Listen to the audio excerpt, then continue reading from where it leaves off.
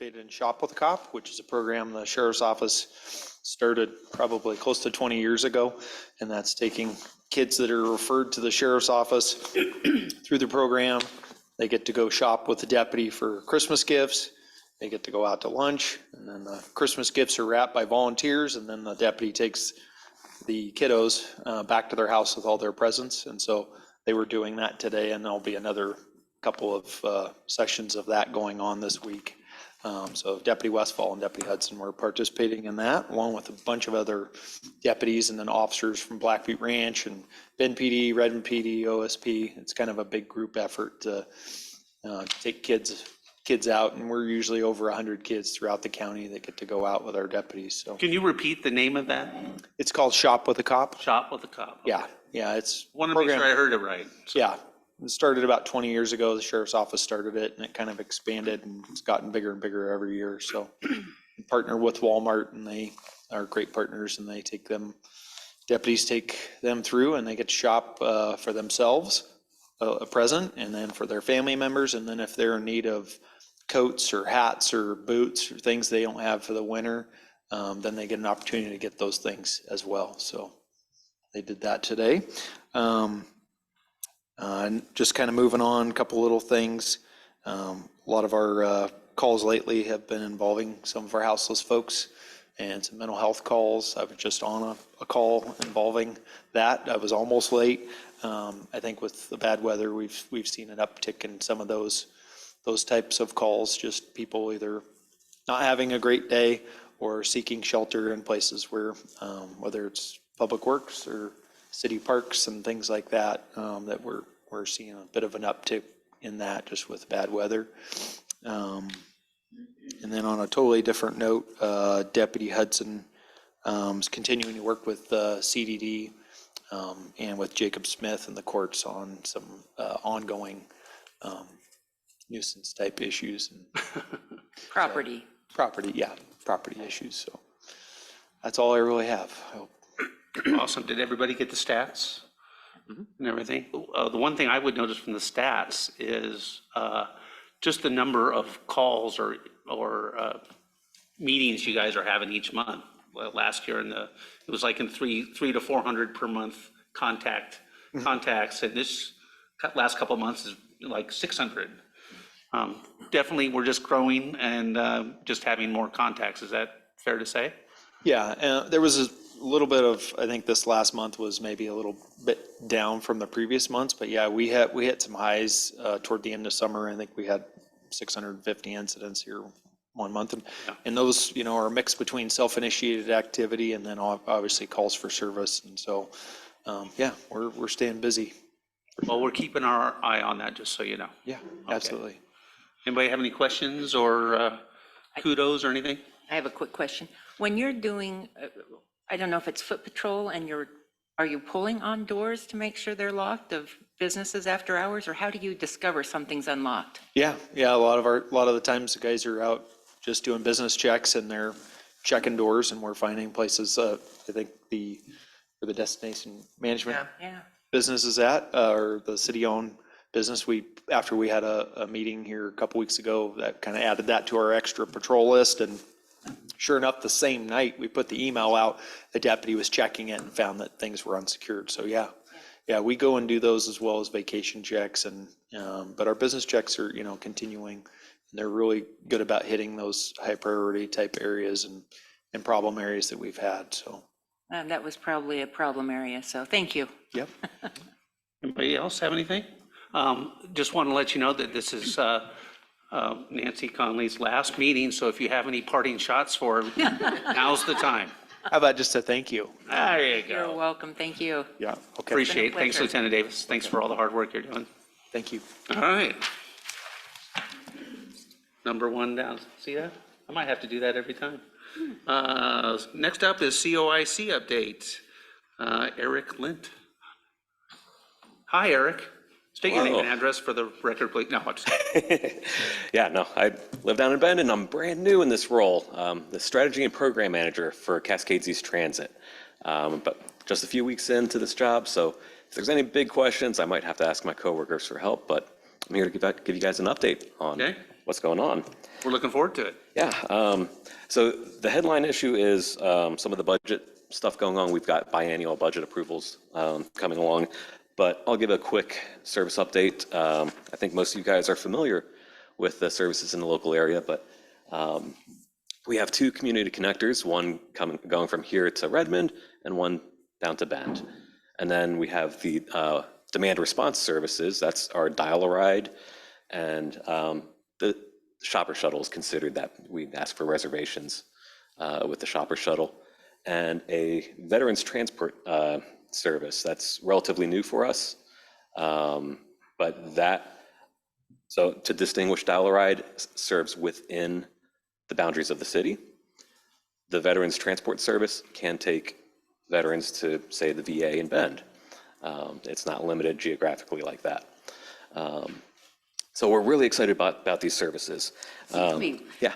When you say the dial-a-ride services within the city limits, can someone who lives outside the city come into the city to get picked up? Yes. There's something that we see a lot in Bend. Say someone comes from Warm Springs and takes a community connector down to Bend, they'll arrive in Hawthorne Station. They can use the dial-a-ride service from Hawthorne to get to St. Charles, if that is easier to get to their scheduled appointment. So that is an option here too. Yeah. So Route 28, the one to Redmond, saw a slight drop in year-over-year ridership. And this is kind of a funny thing that we're seeing as we're bouncing back from the pandemic. A lot of routes are getting a 20-30% increase, but then a handful are having slight decreases. We're seeing in Bend with some of our fixed routes as well. So it's not terribly unusual, and Sisters, the population's smaller, so the percentage seems a little more stark. But we're not worried. We are optimistic that we'll get that ridership continuing. Route 29 to Bend, however, did not decrease. It saw quite a dramatic increase there, and that's good news for us. You're gonna have to get a bigger bus. Yeah, right. Is it gonna need a Shopper bigger? one that increased? No, this isn't the shopper. The shopper is 1 day a week, and just in the mornings. But this is our 5 days a week. Wonder how service. much of that's tied to the decrease in the St. Charles Clinic services? Yeah. People going in for both lab work and maybe other things. I don't know, but you wonder. But I think it's a good note. I'm glad to see people using it. Yeah. And are you sure it's Sisters to Bend, not Bend to Sisters, people commuting for jobs here? I can. Oh, that's true. Yeah. I don't think it'd ever work out I'm the optimistic. timeline, I Yeah. don't think. Oh, that's true. The community connector is just 3 trips a day, so it's possible. I can look into that for you. First trip of the morning from Bend to here is what time? I want to say 6:30. Yeah, Last trip of the day from here to Bend is? just about 5. Well, maybe good. Might be, yeah, just curious. So yeah, it is keyed up for like that work schedule. Yeah. Dial-a-ride, this is our dial-a-ride service area. Given that Sisters is on the rural dial-a-ride program, it is open to the public. The one in Bend is part of the paratransit service, so you have to actually apply and be eligible and qualify. That's because of federal guidelines. Here, it's open to the public, so we can accommodate a lot more people. But again, because Sisters is a little bit smaller, the numbers are relatively small, and our suspicion is that might just be a small handful of people giving us that bump there in the year-over-year So numbers. I don't understand. If the dial-a-ride is only available if you live within the city limits, what's this service area? It's in this region here. It's often used for like if you need to go get groceries, things like that. Whereas the paratransit service is more aimed towards medical appointments. What am I missing? So you could be out in Plainview and get a ride into the city to get groceries, and then they can take you back. Yeah, Okay, On dial-a-ride? yeah, that's what he's saying. Because it's a rural service. yeah. And anybody can use it, which But is, it doesn't But take you what- out of Sisters. When you. No, it doesn't take you out of Sisters, and if you're outside of the purple boundaries there, we won't be able to pick you up. So it is just within that small territory So there. you have to look for where the purple line is in front of your house and step over it. Yeah. Yeah, But it unfortunately. would take you home. Yeah. If it picked you up in the rural area, then it would take you home to a rural. But it Yeah, but it only wouldn't- takes you into Sisters. It won't take you to Bend or Rural, Redmond. rural. Right, right. Okay, so what was the service that was only available to people who live within the city of Sisters? That's this one. Yeah. Sorry, did I? That's bigger than the City of Sisters, just so you. Right. It is, It's that purple, it's not the city limits. exactly. That's- Sorry. It's the sister service area. Exactly. That's a better way Oh, of saying okay. it. There we are. You're saying, no, Yeah. it's only available within the city. Yep. Sisters. It's a Okay, service. There, City of yeah, there, Sisters is 1.88 square miles, that's. right. okay. I take that for granted sometimes. No, that's okay. Yeah, You just like, have to be clear, we have to know what you're talking about. yeah, like Madras service area is I could say, almost exactly city limits, but then this little jog out to a park over here. So this is replicated in other parts of the county. Mhm. Yeah. Of Central Oregon, where you have rural routes and city routes, and because the Exactly. city routes are funded primarily by federal dollars related to transportation of individuals with some form of a disability, Mhm. that's a more rigorous process to get involved in. Right. Now, some of the funding does come from those same buckets, and we'll get that in a sec here. But yeah, it gets messy with the money. So the shopper shuttle, this one we saw a slight decrease on, but talking to my team members who manage this program, they're still excited about it. We have regulars. She knows their names. The folks who use this, we have a single mother who goes in to Bend for groceries and shopping trips, and a handful of elderly women who make that part of their routine. So it is a valuable service, even though those numbers are relatively small. It is meeting a need for some members of the community.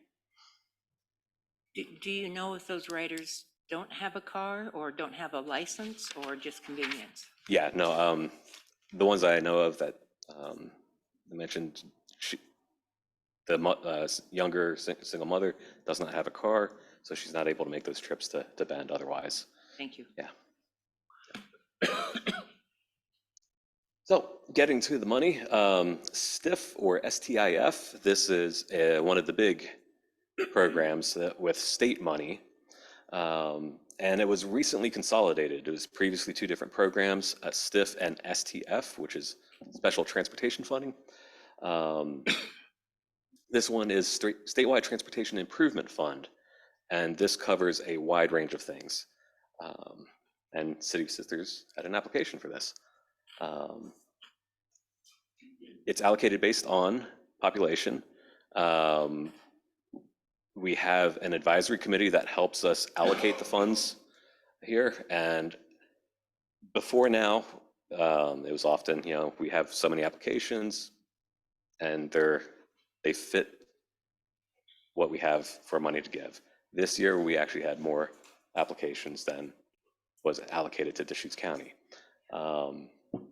So a lot of the big programs are pushed through the county itself.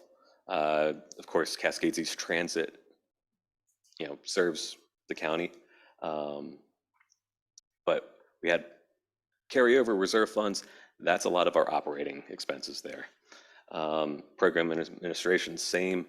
And then we have the specific routes that are being paid for out of this. That's a budgeted program that we actually apply for specifically for those routes.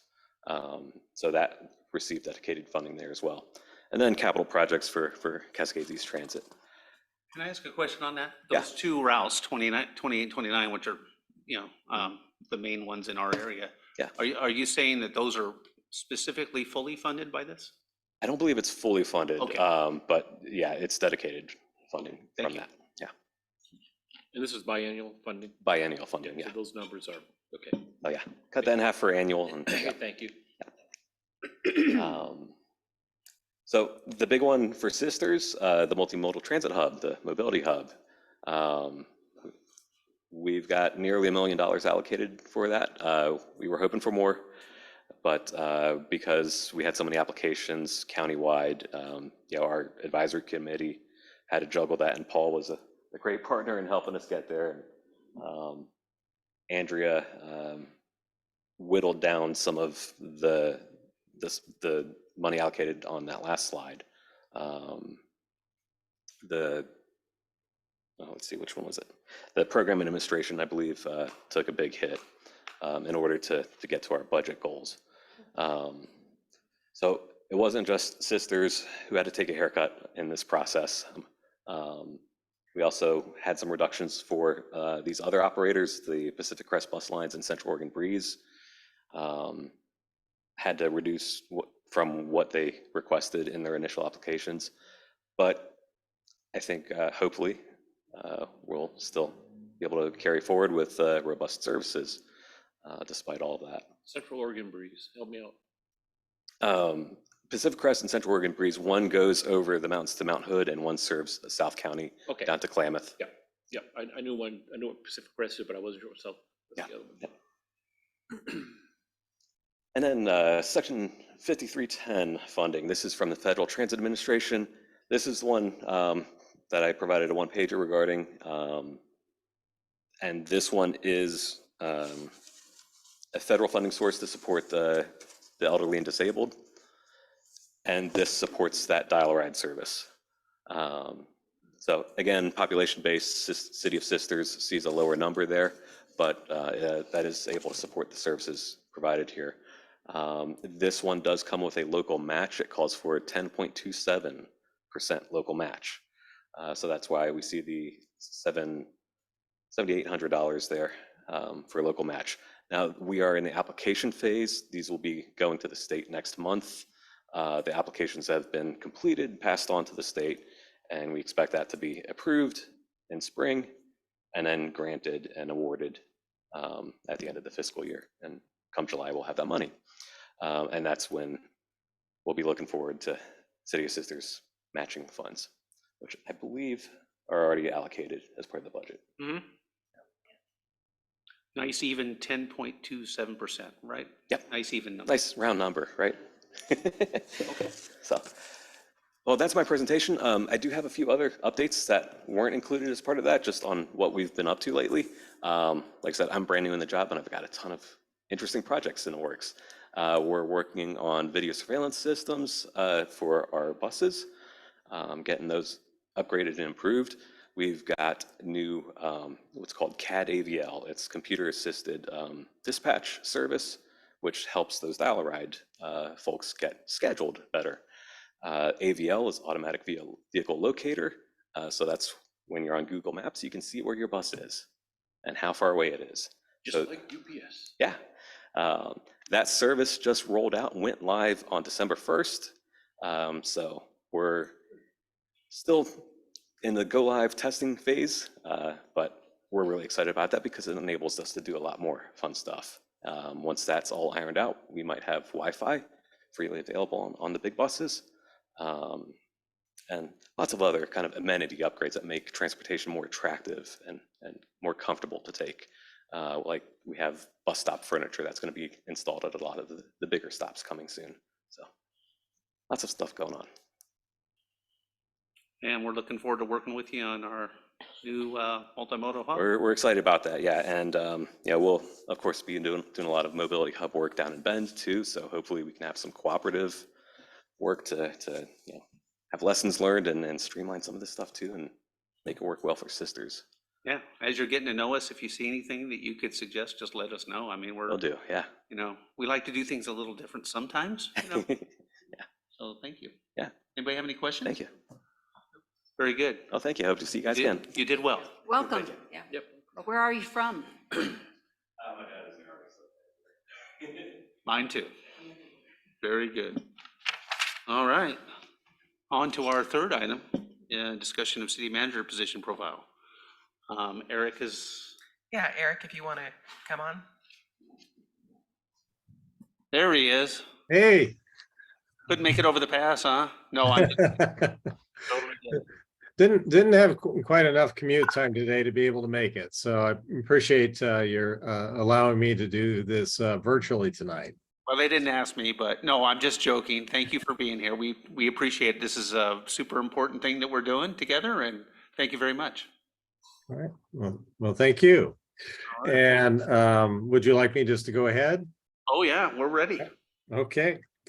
So the purpose tonight is just to do a check-in on the position profile and hiring process that you adopted in the initial round with the recruitment for the city manager position. And you have in front of you, I believe in your packet, the profile and the hiring process that was adopted. We updated it just with the schedule. So the schedule that is, and if you want, I can screen share. Would that be helpful? Sure. Okay, For the people on Zoom. yeah. Okay. Make sure I can do this electronically. I'm not the best person for this. Here we go. I think this should be it. There we go. Can you see that okay? It looks like it's a little, there we go, we got it. Oh, yeah. Here we go. Does that work? Does? Yep. Okay, good. Good. So this document is something that you adopted the first time around, and it's important because you have to do this by law in order for you to be able to hold executive session related to discussions around the city manager hiring process and the candidates. But it's also important because what it does is it allows us the opportunity to do the recruitment using criteria that is based on this document. And so we are anticipating that you're not going to be needing to make any tweaks to this this time around, given that we went through the process of interviewing folks last time and getting input from the community and from staff.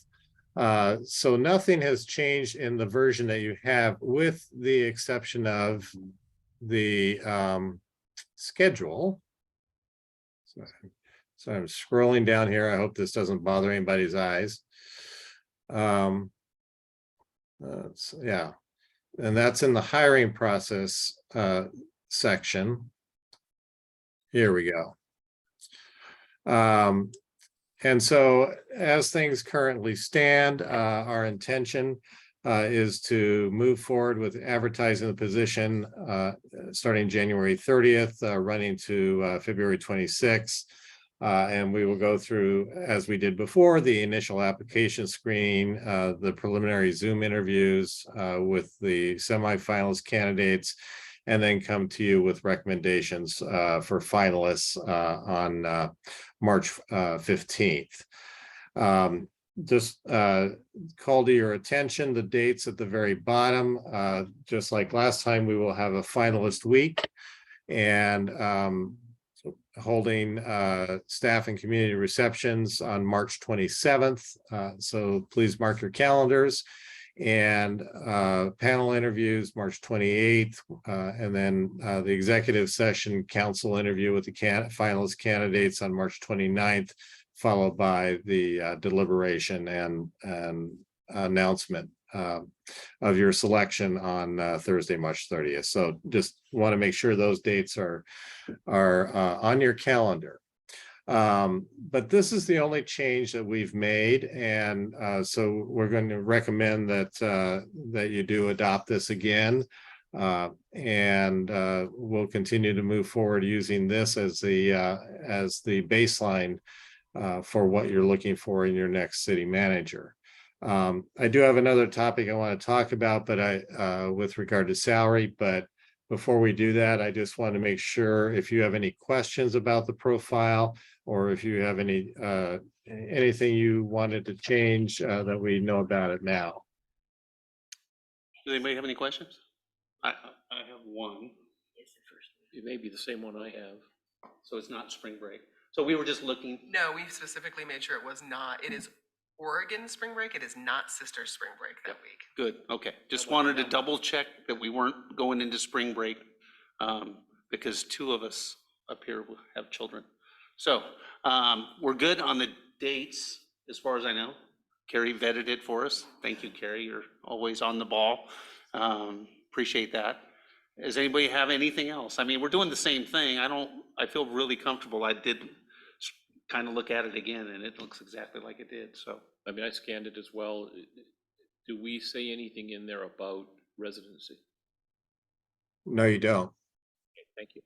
So we don't have to change anything there.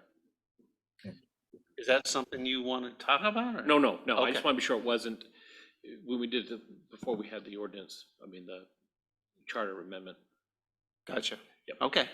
Okay.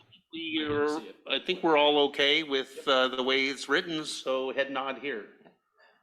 Excellent, excellent. Okay.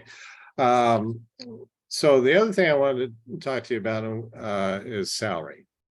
And Mine's So- 0 right now, thank you. I'm sorry? Mine is 0 right now, so thank you. Let's get. Yeah. Okay. So as we did last time, we did some salary comparisons. This time we updated some of the cities that we looked at before, but we also included some other cities as well that are frankly much larger, including Bend, just to give you a perspective.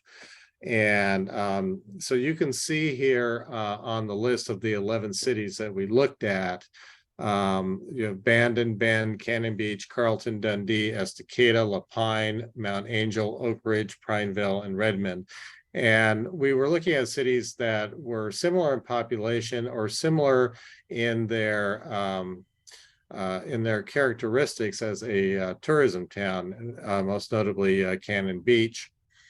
But we also were looking at other cities in Central Oregon, and that's the reason that we brought in those larger cities, just so that you were aware of where they were at with Bend and with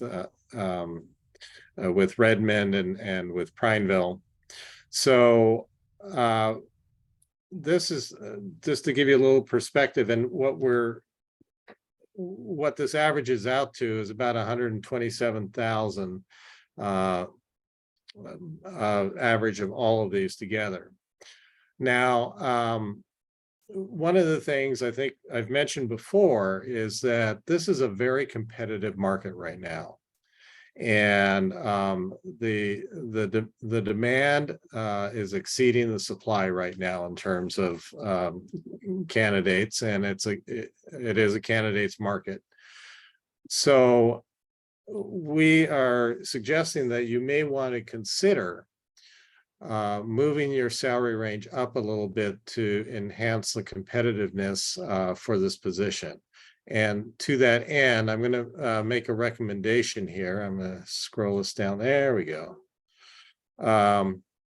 So we're recommending that you consider changing the range to 120,000 to 160,000, which is taking it up about $20,000 over where your top was a lot before.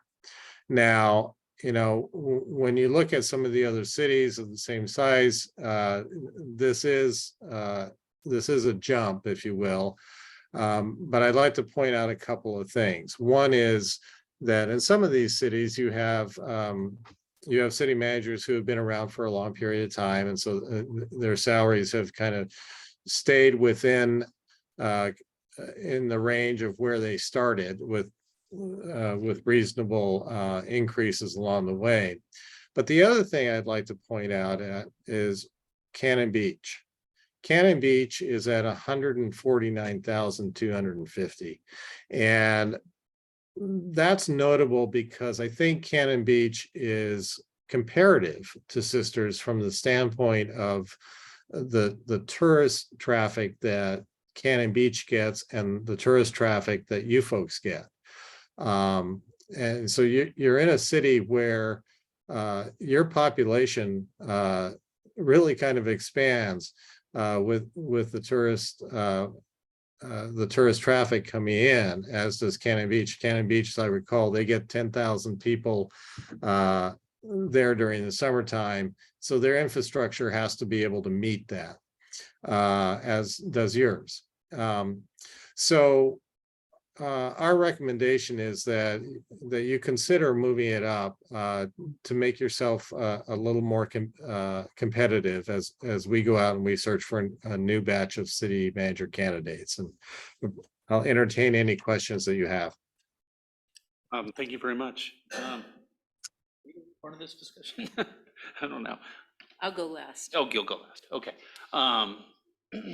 Thank you, Eric. We'll talk about it or have questions. Anybody have any questions of Eric? No? Or do you want to talk about what you think the range is, if it's good, bad? Is the figure that is being shown there is either mid-range or actual salary currently? Is that it? Yeah, so the salary numbers that you see there in the right-hand column are the actual salaries, unless it has an asterisk by it.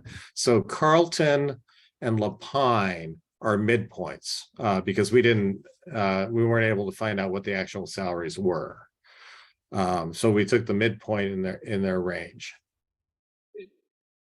Okay, Gary? Is it safe to assume that in terms of Bend and Redmond, and I'm pretty sure in terms of Redmond, that the actual compensation package is significantly higher due to incentives and or TSA contributions or those sorts of things? Because I seem to recall we heard that information in our past discussion with some of our candidates that were applying. Is that accurate? That is accurate. Whenever, and I think, as you know, whenever you're negotiating for a position of the caliber of a city manager, there are other factors that come into play in terms of compensation. And so all of these, I'm sure, have different components to them that take the actual compensation up higher, whether it's greater vacation time or greater contributions into retirement or a company car, so. Yeah. Eric, my question would be, obviously when we have that final candidate, we can discuss any or all of those add-on additional compensation measures if we need to. But is it true that you recommend that for the most part, it's wise to stay within that salary range recommendation, no matter who the candidate is, or 120 to 160 when we get to that final candidate? Or is it even possible then to, go a little higher or lower? I'm just asking the question, so. Sure. I mean, it's always your discretion as a council if you want to go higher. Going lower, I was playing devil's advocate, just so you yeah. I think that's a smart idea or anything. Yeah. Okay. Yeah. I wouldn't recommend going lower, but if you wanted to negotiate higher, if you had the perfect candidate walk in the door, and you think it's worth it, you could certainly go higher. But we would encourage that you aim to stay within the range in your discussions. Fair enough. Are you okay for right now? I mean, I think we can discuss the numbers if everybody's questions are done, but do you have any questions or comments? Okay, thanks, Eric. I don't think we have any further questions. I think we just have to talk about, if the numbers are what you were thinking. Okay. Gary, yeah? I'm sorry? No, Eric, we're just discussing the numbers, the range between us, sorry. Oh, okay. You're okay with that? Yes. I mean, I was kind of thinking there might be a 165 on there, but 160 is fine. I mean, I don't think the 5,000 About is. 160, 250. Yeah, no, I think I'm good with the range. Go ahead, Nancy. No, I am fine with the range too, and I am notoriously fiscally um, responsible, but I see the need to increase the range to get the caliber of city manager that we all expect and the community deserves. So Yeah. good luck. And the final thing I'll say is Sisters is a special place, and we need a city manager that's going to be of high caliber and high work ethic, because it's a position that's very difficult and busy, as Carrie and Joe know, because they've been holding this together here for months now. Okay, I think we're good. Excellent. Well, thank you. Any other questions? What's next up is just getting ready for January 30th then, pretty much? That will be, yeah, Jensen and his group will get ready for that. Okay. All right. If you have any further questions of us as you're going through the motions, just let us know, or Carrie, because she knows what's going on. All right, we will touch base with Carrie with any questions we have, and she can certainly relay them to you. All right. Well, have a happy holidays and a happy new year if we don't hear from you. Same to you. Thank you very much, Mayor and Council. All right. And this is Nancy's last meeting, so that's it for her if you want a parting shot. Well, sorry to see you go, Counselor. And hope we'll have an opportunity to see you when we're down there again. Okay. Thank you. All right, thank you. All right. Thanks, Eric. All right. One more item. Review draft grant agreement for affordable and workforce housing, and looks like Scott's going to kick us off. Okay, thank you. This is just meant to be an update on the grant agreement negotiations. If you'll recall from the October 26th meeting, we presented some findings in terms of who we chose through the RFP process to pursue an affordable housing project here in the City of Sisters using some of our affordable housing grant funds and potential ARPA funds that the city hopefully will have available. So at the last meeting, you guys gave us direction to start that negotiation. So we had a grant agreement, a draft grant agreement put into place from our legal staff that we internally reviewed and made some changes, and then had it revised, and then shared it with Northwest Housing Alternatives. Clayton Crowhurst, their housing developer here, is joining us tonight again. So he's available to give his perspective on things. Some initial thoughts, on this, on the draft agreement from Northwest Housing were that there's still some work to be done. So some issues that we're going to have to continue to work through. So we're not probably going to be looking for direction from the council tonight to say go ahead and go through with the final agreement. There's still some time for us to sit down and talk through some issues. They just were able to get some of their own legal review on this document too. So there's some things we need to continue to work through. Some of the issues that that are popping up that we want to continue to work through include the disbursement of the funds, the timing. The way that the grant is written currently indicates that the funds would be, especially the 500,000 of the ARPA funds, would not be dispersed until the project reaches a few milestones, and one of those milestones was the granting of a certificate of occupancy. Our concern with writing it that way is if for some reason that the project does not go through and we have to pay those funds back to the county, how do we get those funds back? If it's paid early in the process and it's tied up in the land, those are some potential issues we need to work through. But Northwest Housing would like the opportunity to potentially use some of those funds to help with the purchase of the land or other costs that they will be incurring. So one thing that we're going to have to continue to work through. The other one is the potential completion date. Because ARPA funds are being contemplated here, they come with some strings attached, and one of those strings attached is that the project be completed by the end of 2025. Potentially something that we can work with Northwest Housing, but their concern is they have to get funding, their larger funding source. And sometimes that takes multiple rounds of requests in order to be successful. And so they wanted to build in a little bit of flexibility in case it does take a couple of rounds of funding to get that there might be some flexibility at the end of the process. We're not so sure that flexibility exists because of the ARPA funds. So we're going to have to work through that one. Some potential issues. I don't know if Clayton can address these as well.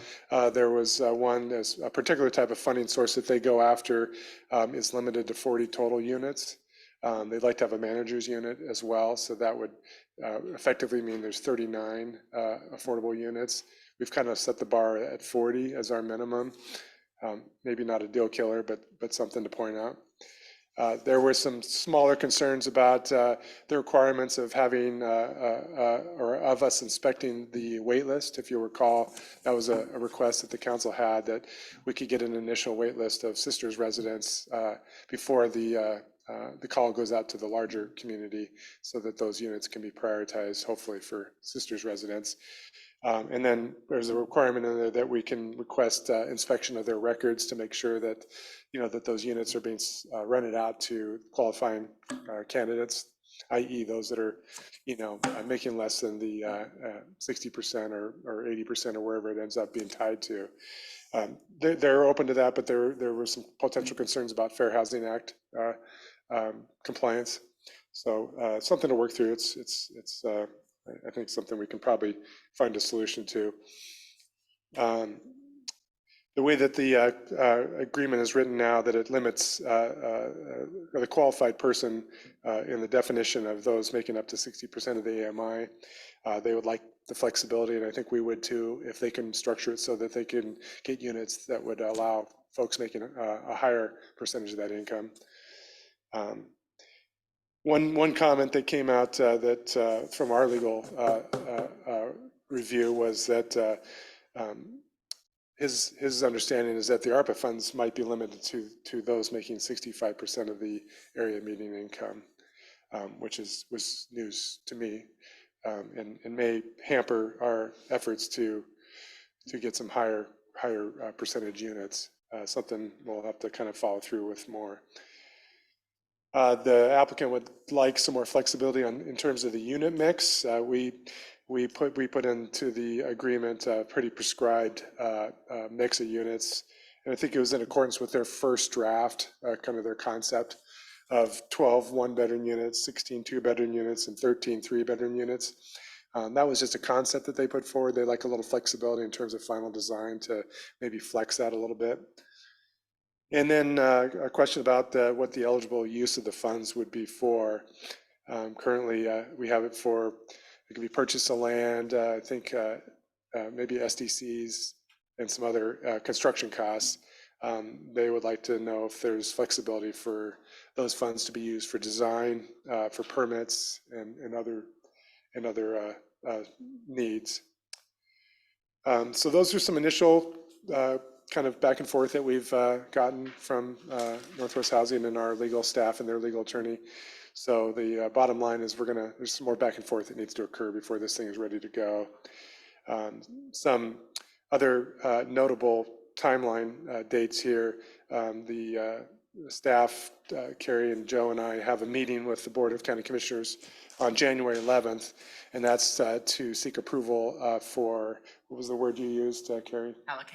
Allocation of the funds. It's basically whether the board will approve the use of those funds for this project. I think we've gotten some tentative, I guess, go ahead in the past, and that's why we've gotten to this point. But that would be the official allocation of the funds on January 11th. So we could potentially, if things go smoothly, we could. We're tentatively thinking about having another work session with the council on the evening of January 11th. So we would potentially have something to report back that night on that issue, as well as our progress with negotiating with Northwest Housing on the grant agreement. If we need more time, we might have to push that date back a little bit. Some of the other potential contingencies in this project are the applicant being able to secure the land. They're working with the property owner. I think they're in the kind of getting some appraisals on the property to see how much the land would be worth, how much the land is worth, and a potential purchase price. The zoning, obviously, on the property is something that is necessary to make this project work. It's currently zoned urban area reserve, and we all know that that doesn't support housing currently. So, as part of a larger cleanup of the Heavenly Acres properties out there that are all multiple properties that are zoned UAR, we would propose to rezone this property to multifamily residential to accommodate this development, this housing project. So those are some additional comments. Any questions that I can answer based on that? And if it gets a little more technical over my head, I'll call on Clayton here to come up and answer some questions as well, or if you want to hear his perspective on the initial negotiations, he's here to do that. We might do that depending on what people say. Okay. But I'll lead off. It sounded a little choppy, but I don't think it's nearly as dire as as the dialogue sounded. I think I'm confident that all of those can be overcome. So that's my initial take on it. I don't have any questions. Do you have anything, Gary? Comment, I think given the success we've seen in the state of Oregon, Northwest Housing, they're going to be a good partner in this. And so whatever we can do and they can do to get these sort of choppy pieces flattened out and put together, glue, tape, whatever it takes. Duct tape. I get duct tape, yep, works for everything, and I just assume that we move forward with this. And one good question maybe to ask related to the ARPA funds is if they are expended for certain items, does that affect the final, does it apply overall to the whole project like some funding sources do, or does it just apply to those particular funds, i.e. the 65%? If we use the ARPA funds for this, does that 65% ride all the way down to the end? And I don't know who has that answer, but we probably ought to have it. Yeah. One thing I did want to say is I had a conversation with Scott and Carrie. I will be there at the Board of County Commissioners meeting on the 11th to just kind of roll it out, what we're doing. Do we need to get you a mayor hat? No, I have a top hat already. Andrew, do you have any questions or concerns? I'm glad to hear there's going to be more discussion about the housing mix. I think that's something that needs to be handled based upon the needs of this community, not some just kind of arbitrary numbers picked out of the air. And I noticed that there wasn't any discussion about studio units, and kind of once we get closer to what the actual needs are in this community. And of course, I'm hoping that that can be tied to the opportunity for our local people to be able to access these units before it goes out to the general population. So I think that's very important, and I understand you have to work that out. One thing I thought was kind of unusual was the requirement for how, that we would need 8 electric charging stations there. And I thought, the chances of how many people in this unit would actually have electric cars, that seemed kind of an odd, requirement there, but I'm sure that that's based on some hypothesis of future need. No, and I think we'll have to get kind of more information, but there are requirements now for multifamily in the state of Oregon to have a Yeah, certain. that's what I was thinking. And we'll have them be in accordance with that. Right. Yeah. I'm guessing that the consultant knows better than Yeah. anybody up here for sure. And I'm not trying to. Yeah, but I just thought of all the expenses that you'd have to pay for, and 8 bicycle charging stations as well. But I'm still jazzed about this and hoping that everybody can get going and work it out. Is our part of it, which is changing the zoning, is that going to be a time impediment to this? I don't believe so. I brought it up with, I gave Clayton an update on the timing of that rezone. It's been pushed back a little bit because we've had these larger projects that have kind of continued to occupy a lot of the Planning Commission and the staff's time. But, we're looking at bringing that back into the Planning Commission in February and hopefully council in March. And he can speak again to that if he need to be, but I think that worked in line with their timeline. Great. You have any comments, questions? I just have one. I think that it's directed at Clayton with the understanding of the ARPA funds needing the 65% of the average median income. That was your legal interpretation of that 500,000 or ours? That was our attorney. That was his understanding. It's probably something we need to investigate more.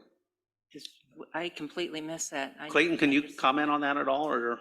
Yeah, that's actually, we haven't done a project development with ARPA funds yet.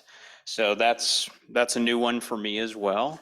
You know, I could totally see where we could, if the county's amenable, structure the grant agreement to say, hey, these 500,000 or 400,000 in ARPA funds can go towards, you know, 6, you know, units at 60% AMI. You know, the tricky part would be having a recorded deed restriction that runs with the land that says 65% is your max income. Most of the state funds we deal with, they out of, you know, kind of in draft form, they usually default to 80% AMI. They'll walk down 60, 50% as you dial in your project. But typically out of the gate, they're set at 80% in a lot of cases. So, you know, that can be something we chat with the county about and kind of nail down. And I did, if it's okay with y'all, I was kind of writing down people's questions. I can round robin back to y'all. Go ahead. So yeah, as you can tell, Scott and I are still on speaking terms. So you know, kind of talking through this agreement, I will say we negotiate a ton of funding agreements, and this one had, you know, way less red on it from our end than the average agreement does. It's very normal for, you know, us as developer, you know, we want to push for, hey, what's the earliest we can get these funds? What's the most funding we can get? And then, you know, Scott's going to come back with, hey, here's what we can do. And we'll arrive at that like nice, happy medium place. And that's what we're used to. And so that's, you know, really nice to be able to have that partner with Scott and then obviously with the city and the county.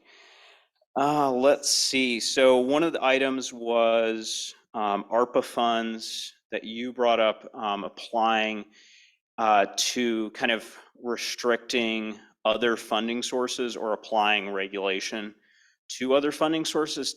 Typically that line is 750,000 and above is triggering Davis-Bacon.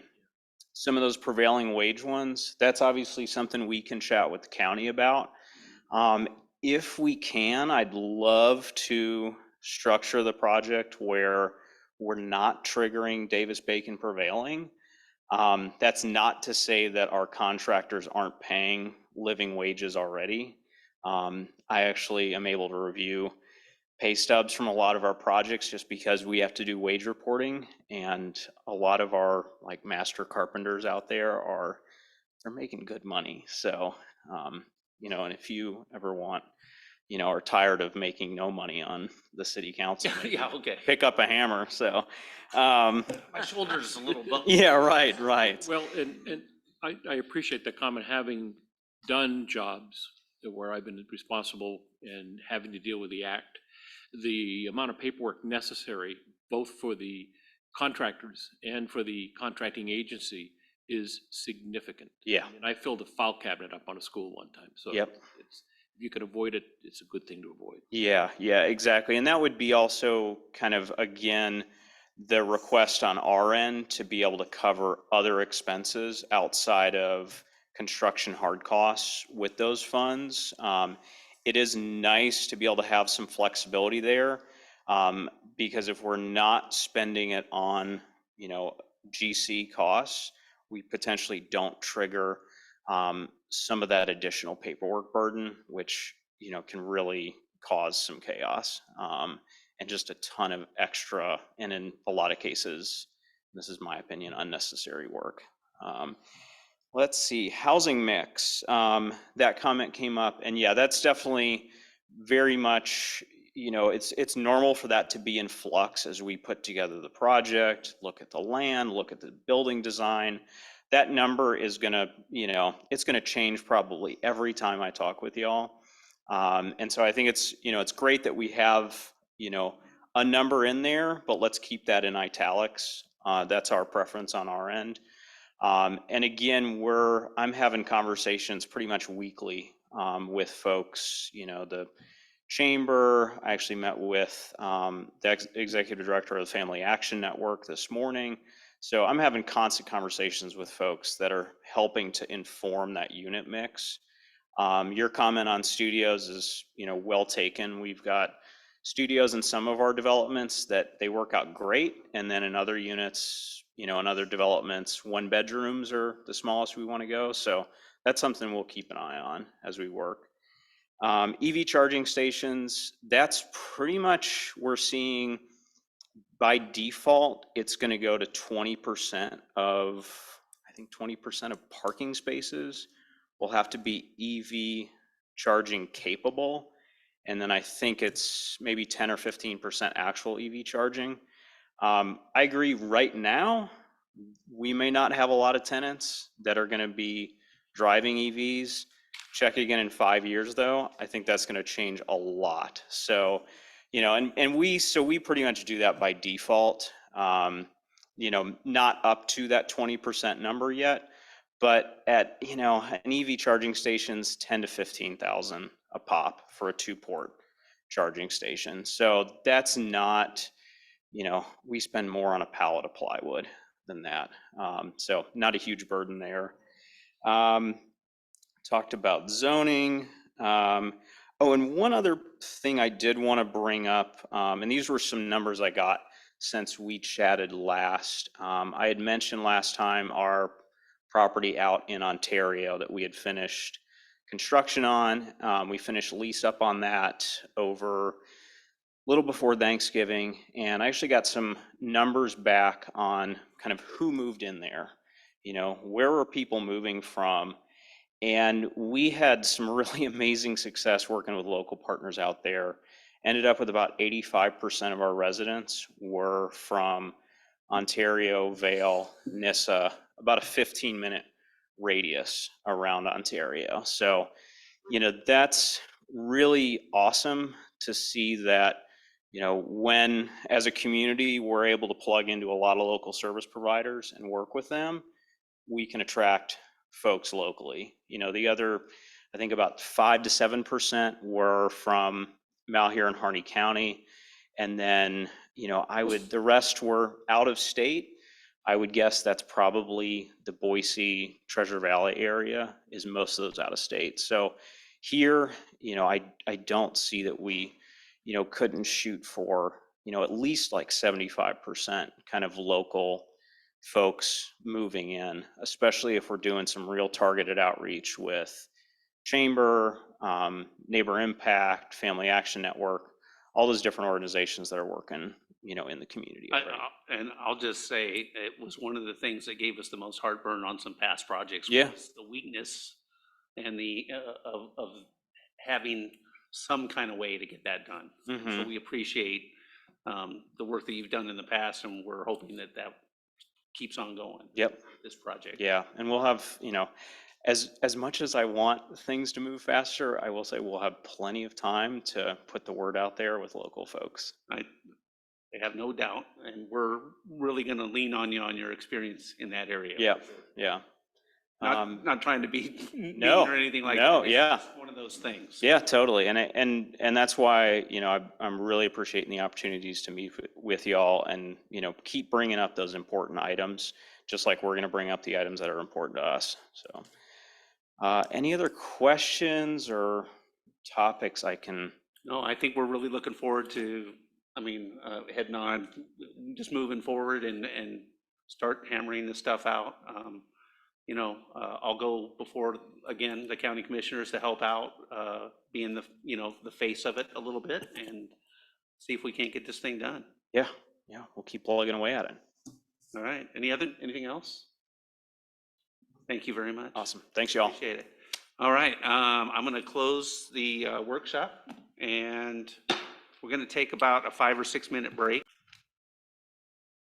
All right. I'd like to call to order the 6:36 City Council meeting. It's December 14th, 2022. Please, everybody, join me with the Pledge of Allegiance.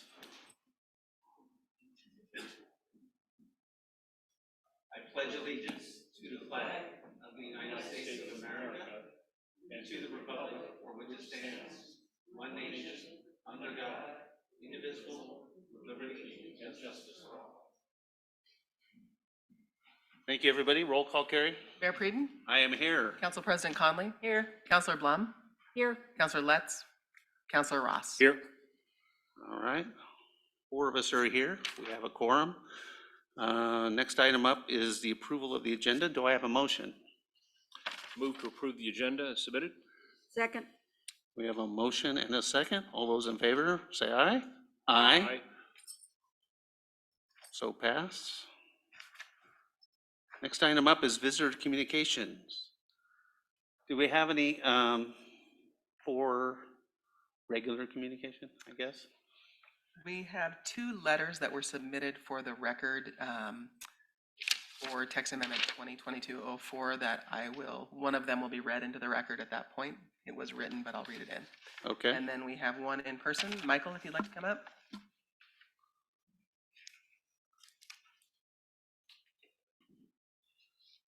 The last part is something that you should hear, because I don't want people pointing fingers at you when they should never do that. And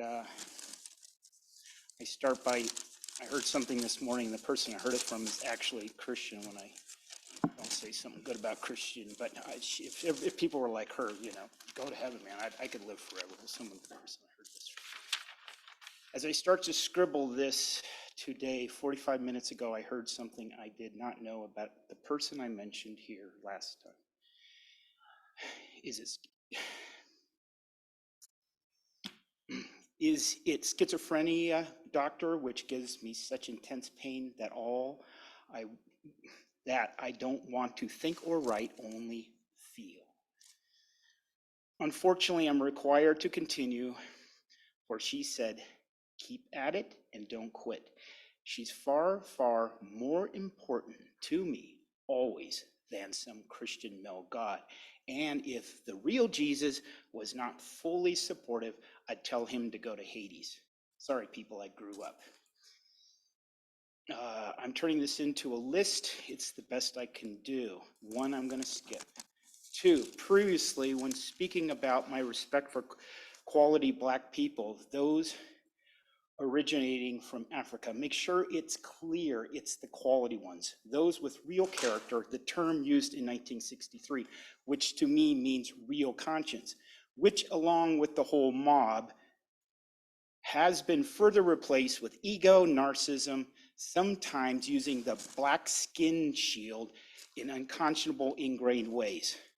Over 20 years ago, where I lived previously on a radio talk show, which was not on a liberal progressive channel, I heard some Black people who spoke extremely harsh about their own, what they call race, saying many should not complain until they drop their immaturity in so many words. I would not know if there's anyone, or plural, out there now that is needed, flat, void of ego, etc., an adult voice doing the same. Of course, most Caucasian Americans simply need their heads replaced. I can say that because I'm only genetically, I'm white. 3, the sheriff deputy who a few of you might have seen me with outside this building when you were leaving several months ago, looking like I was physically shaking him up. It was a no-touch demonstration of how a place with real humans, real men, real women, I'm not trying to be funny here, would shake up to pierce through and demand someone who's corruptly operating to get it together in replacement of incarceration. Incarceration, another replacement for the mob, judges, cops, doctors, parents down the line, a replacement from truly growing up, then expecting the same from those around them. At a future date, that same deputy did not even try what I asked him when he said he would. Now, this is so normalized, I should thoroughly accept it, but I can't. It makes me insane, to save my soul. As explained here before, it was to remake an appointment with a doctor with county services, which was canceled by unseen forces a year ago. I'm not going to stop. I'm going to stop on the subject, for the social psychology of these authorities is what the doctor should hear, as I've explained here before, and I'm on a limited time. Yeah, you've gone on for 5 minutes, and I usually give you. For this, the last segment, and you do want to hear this, I guarantee, so let it happen. A couple weeks ago, one of your local do-gooders, including for the houseless, who I think I even saw at one of your meetings here on that subject, gave me a short look looking gleeful. I could be wrong in this particular case, though I do know it's very common for some who witness me speaking harshly at those in empowered roles, in this case you. They think they're part of me, when in truth they are not, and are often actually much worse than, in this case, you. To that same person, I once explained how the authorities, including a doctor in town, give destructive labels to young people simply because they are not real humans to them, and some give or allow drugs when real human contact is not part of their prescription pad. And in my case, all this a reason I'm homeless, I told her. And she said, I know, with no action. You start by going to the clinic, say you don't catalog someone schizophrenic, at least without laid out diagnosis, et cetera, et cetera, et cetera. And if the pros don't want to talk or tell you you have an illness, you go to the county commissioners, to the city council, to the bulletin, they would not even return my calls, et cetera, et cetera. I'm real, that's not good. Plus, I'm homeless. I also have a permanent physical neck wound, chronic sleep deprivation, and the list goes on. Thank you, Michael. No, this has got to finish. She has the ability and does not do it. It's just right here. Okay, please wrap it up. Thank you. She's the problem, along with her team, society.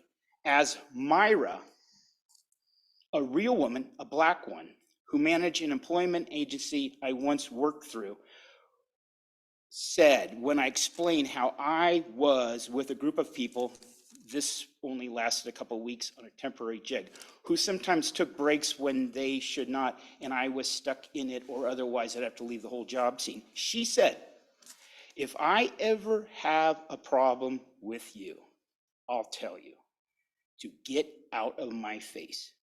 She also recognized the depth of my character. To people like the ones just mentioned above, which is what makes most all of your society, get out of my face. Thank you. I'm still waiting. All right. Next up is the consent agenda. I would move approval of the consent agenda. Second? We have a motion and a second. All those in favor say aye. Aye. On to council business. First up is a public hearing and consideration of resolution 2022-19, supplemental budget resolution. I have to open a public hearing. I open the public hearing and we're going to get a staff report. Joe?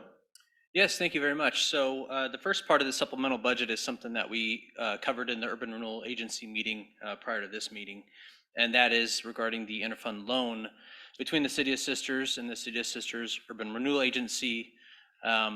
So the City of Sisters is basically working as a conduit to transfer money in the Urban Renewal Agency from the debt service fund to the project fund. So the way that process works is the City of Sisters will loan their Urban Renewal Agency project funds, and it will be paid back by the Urban Renewal Debt Service Fund. Okay, so that's the first part of that. The second part of it is regarding the ARPA funds. Now, if you'll remember, the first tranche was earmarked for two projects, the Locust Street Sewer Line Relocation Project, and then the PV project out at the treatment plant in headquarters. Those projects were appropriated in the last budget, but we didn't move the funds to where they needed to go. In other words, we didn't move the ARPA funds that came into the general fund to the sewer fund, water fund, and street fund respectively. So we're going to reallocate those funds so we can make those whole for those projects. And the last thing in the general fund is the Sustainable Cities Year Program project. We did not budget for that during the budget meetings last year, so that $85,000 needs to be allocated and appropriated for this year's budget. So that is the general fund. Does anybody have any questions on those first three? Okay, so the second two, first of all, is in the street fund. And as I said in the AIS, due to a lot of environmental factors, the overlay projects were, and because of the scope, were delayed this last spring to this last summer, and that overlapped kind of the schedule of the budget. So that overlay project went into the 22-23 budget year instead of the 21-22 budget year. So that's just kind of accounting for the timing difference there. So there was no overlay expenditures for 21-22, but there'll basically be, all things being equal, a double basically overlay expenditure in 22-23. So it's going to be a big number. And then the second thing is a little bit more moderate. We had on the budget to get an additional pickup truck plow, which we've seen to be really useful for our crew. They're much more efficient. You don't require, excuse me, a CDL to drive them. So when we procured one of those this year, we were told by the manufacturer that they would likely go up 15 to 20% next year. So we thought it prudent to buy another one of those and put it on a truck this year, which we did do. So that's the second supplemental budget item for the street fund. And we are planning on buying one anyways, like I said, so it's just another timing issue more or less. One fiscal year ahead is what you're saying? Yeah, that's correct. Okay. And I believe I covered all of them. All right, before we close the public hearing, let's see if we have any public comments for this resolution. Is any? Our participants on Zoom, I'll call your name if you let me know if you'd like any public comment on this topic. Dixie Eckford. Doug Boyle. Eric Strobel. No, thank you. Sarah McDougall. No comment, thank you. Wes. I hear no comments. Does anybody in the audience like to comment on this topic? I hear no comments. All right. Thank you very much. I'm going to close the public hearing. We can deliberate and ask questions now. Does anybody have anything on this one? No, we workshopped it, we're good. Yeah, we've talked about many of these expenditures, and we've had this packet for over almost a week. So I think everybody feels pretty good about it. End of discussion. We can probably get a motion on this. I move to approve and adopt resolution 2022-19. Second. We have a motion and a second. All those in favor, please say aye. Aye. That was everybody. Thank you. One down, 5 to go. Next up is discussion and consideration of resolution 2022-20, amending the pay plan classification for the City of Sisters. Joe. Yes, this is, let's see, 204 I've got here in a row. So this is one that's relatively easy to explain, I think. So as you know, in the budget process, we calculate the staff cost of living adjustment, or COLA, using the Social Security Administration COLA adjustment for that year, coupled with the Consumer Price Index for the Western Region urban employees. So in October, when it was found that the Social Security Administration was going to initiate a 8.7% COLA on January 1st, definitely caught our attention, something that I track, and a lot of other folks around here track as well. And similar to last year, wanted to be mindful of that impact for our employees especially. So what we went ahead and did is calculated what would be proposed in the budget during the process in May for December. And we came up with the Social Security Administration, again, was at 8.7%. For October, Consumer Price Index was at 8.3%. So you average that out, 8.5% of a COLA adjustment. And just to be kind of prudent here, we backed out our cost of living adjustment from the last year's budget of 2.6%. So it comes up with a 5.9%. And then in order to apply that, because it's such a large percentage, we wanted to make it as equitable as possible. And so we went with that flat percentage approach that we did last year. So we took the average wage, applied that COLA to the average wage, and came up with a $2.01 per hour change to the pay plan classification scale. So for from here until the end of the fiscal year, we estimate that to be $15,000 citywide. You know, it's one of those things where we're trying to be mindful of not only our process, but also of our employees. And so that's why staff is recommending doing this adjustment effective this upcoming pay period. Of 5.9%. Yes. Okay. Does anybody have any questions or comments? Methodology makes sense to me. Good methodology, but I think the thing that should be noted is that we have probably the finest city staff of any city in the county, if not the state. They are making the recommendation from the finance position just to keep up with inflation. And I think that this is definitely something that we've done before in the past. As you mentioned, the 2.7, I think it was. 2.6, yep. 2.6 from last year. And this is basically just to keep up with groceries and gas and things like that. Yeah, and I mean, of all the research that we've done, is not transitory, so it doesn't seem to be a temporary, right, inflation change. So I'm just trying to be mindful of that as well. Anything? Do you have anything? No, I just commend you for bringing it to council attention, because retention of valuable employees is the more prudent way to go than trying to recruit with the open position that we have now. 2 open positions, a city manager and a public works. The job market is tight and we need to hang on to the good employees that we have. So thank you for bringing that forward. Appreciate it. Well said. Yeah. I think if there's no more discussion, we can entertain a motion. I move to approve and adopt resolution 2022-20. Second. We have an motion and a second. All those in favor, please say aye. Aye. All right, thank you, unanimous. Number 3, or C, I should say. Discussion and consideration of resolution 2022-21. And this is interfund loan of $600,000 from the general fund to the URA, which we discussed earlier. This is you, go ahead. Yes, thank you. So this memorializes that interfund loan that I did talk about.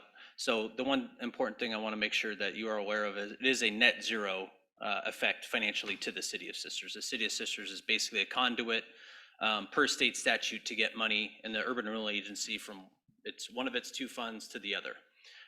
So this was also done last year in order to move fund balance from the Urban Renewal Agency Debt Service Fund to the project fund. And this is largely will be done for the right-of-way acquisition for the US 20 and Locust roundabout project, and then the rest of it we'll lay in fund balance for urban renewal projects and probably go towards a lot of the debt service that we're going to pursue for a lot of the items on the plan.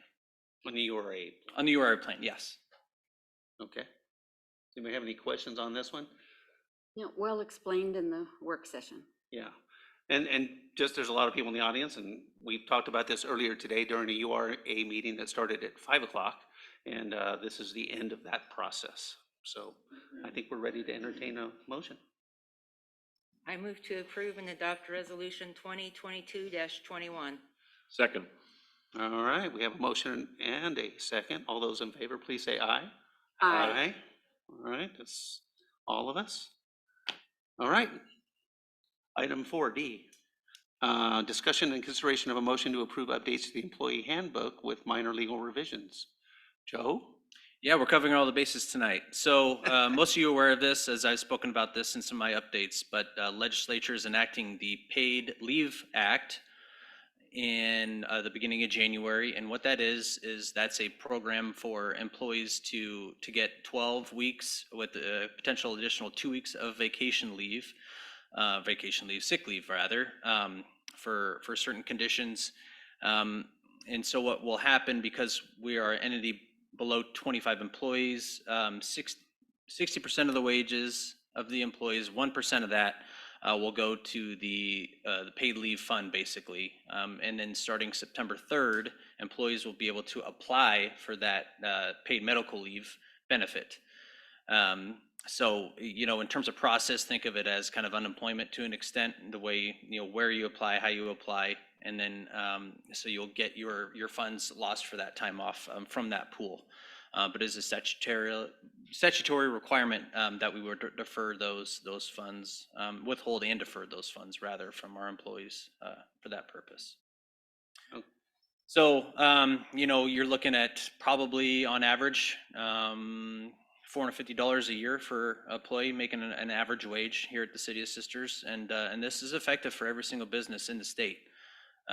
So it'll be interesting to see how this program rolls out, but we're going to initiate this as part of our handbook update and for our process next pay period. Okay. I read where we can opt, if we wish, to access grants to cover the costs for overtime or temporary replacement workers. Is that something we're considering? Not at this point. Logistically, there's a lot of things to work through, because in addition to what you just spoke about, there's also that gap of funding when that employee is potentially gone. So, can that employee also, are they going to take paid leave for 60% of that time off and then take, 40% of their current sick time? Not really sure. And neither is a lot of there's no best practice right now. It's kind of, they kind of put a lot on this quickly to get it put in process. So, but it sounds like there are some there are some opportunities to backfill some of that unplanned cost. Right.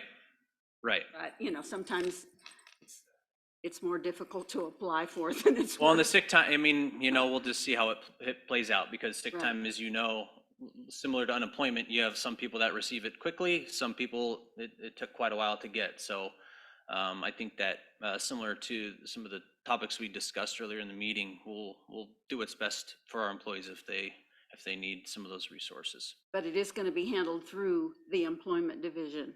It is. And all their wonderful capabilities. And computer systems that they currently enjoy. Yes. My guess is, although this process is in effect January 1, compliance, I think they'll be a little bit lenient with, just because it's another administrative burden on a lot of businesses. Okay. I'm guessing a lot of them don't even know about it. And Joe, your last 4 monologues really opened my eyes to how well you're doing with budget and why so many people in the community applied for the budget committee this year, because this is really riveting and easy to understand. This is. So thank you. First time we've had a full budget committee. Yeah. That's why you're all here, isn't it? Yeah. And he didn't even use the word audit yet, so. No. Snooze. You have to put $1 in the penalty jar for that, I think. Sorry. I'll pay up later. Okay, any other questions, final discussions?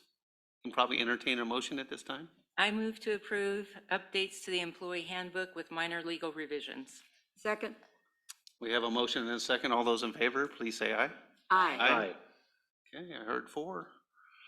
So moved. All right, next up, here's where it gets a little dicey. Okay, continuation of hearing and consideration of the Sisters Development Code text amendments. Here we go, sorry. All right.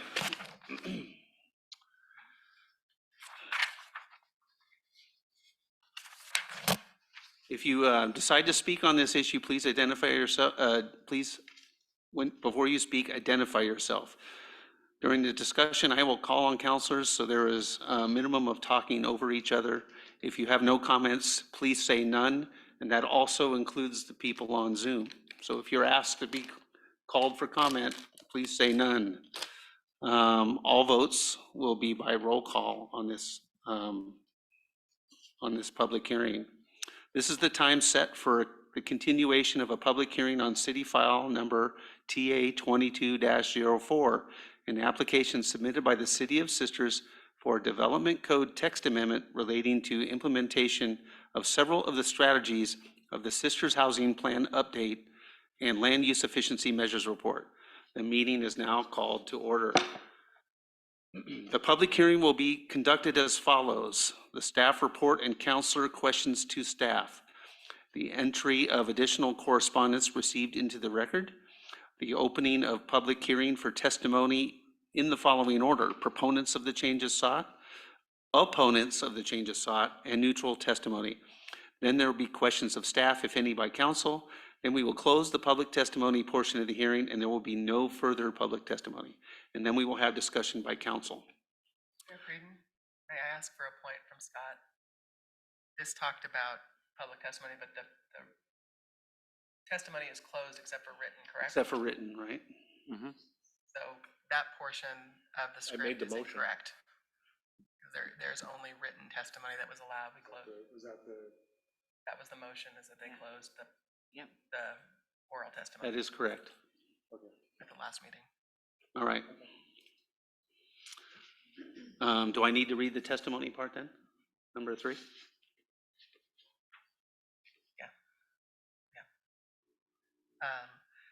No, On the we script? can, All right, we'll go to disclosures. correct. Okay.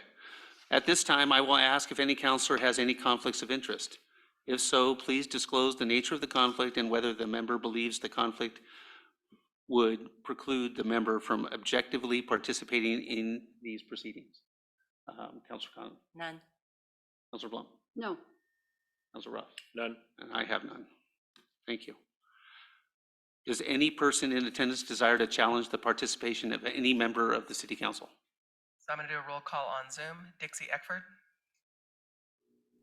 No objection. I'm fine.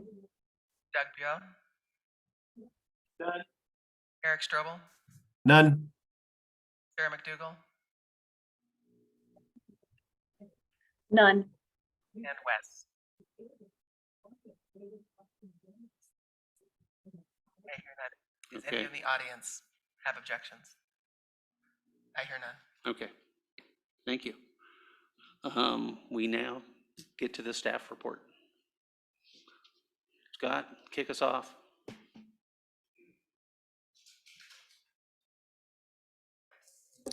Okay, good evening, Mayor, Council. Just to step back and kind of recap where we've been in this process. The Development Code amendments were reviewed by the Planning Commission in November 17th and were approved unanimously and passed on to the council. Council held a public hearing on these amendments as well on November 30th.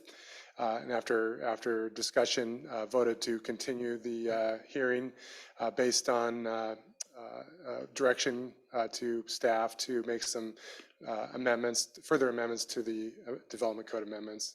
Those were to introduce a affordable housing requirement for the 4th story allowance, as well as a proposal to amend the amendments to require that triplexes and quadplexes be changed from a permitted use to a conditional use.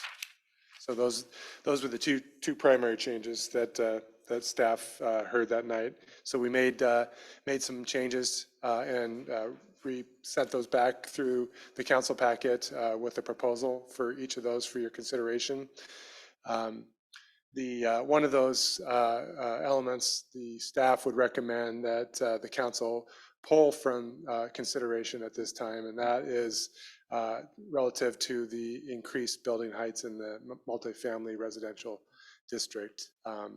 And that's due to some further discussions with the local fire chief about proper ability to serve or to fight fires in 4-story buildings, given the constraints with the equipment that they currently have.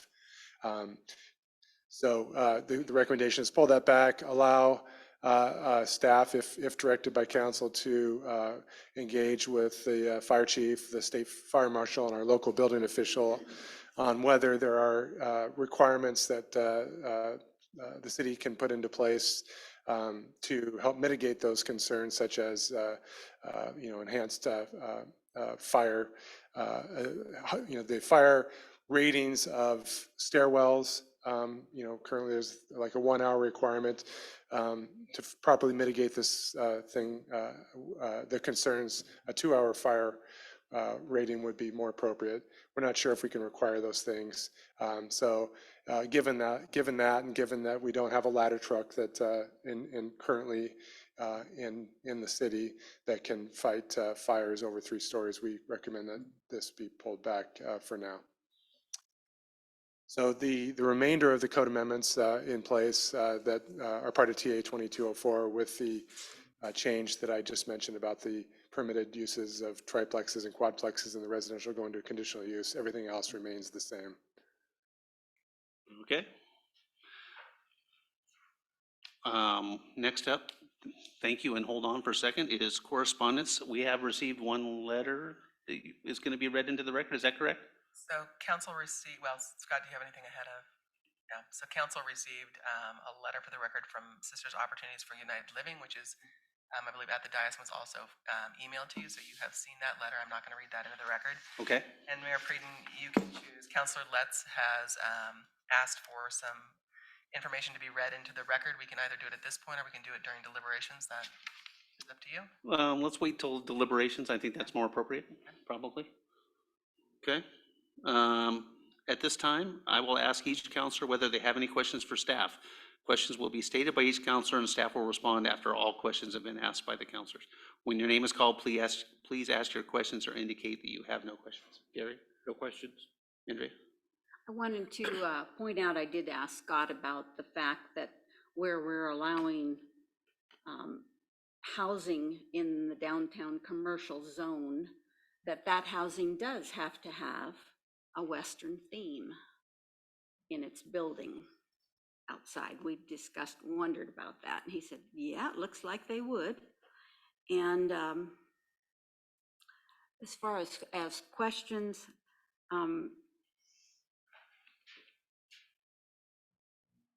so we are going to be able to look at the items that we have set aside from this process as they become relevant.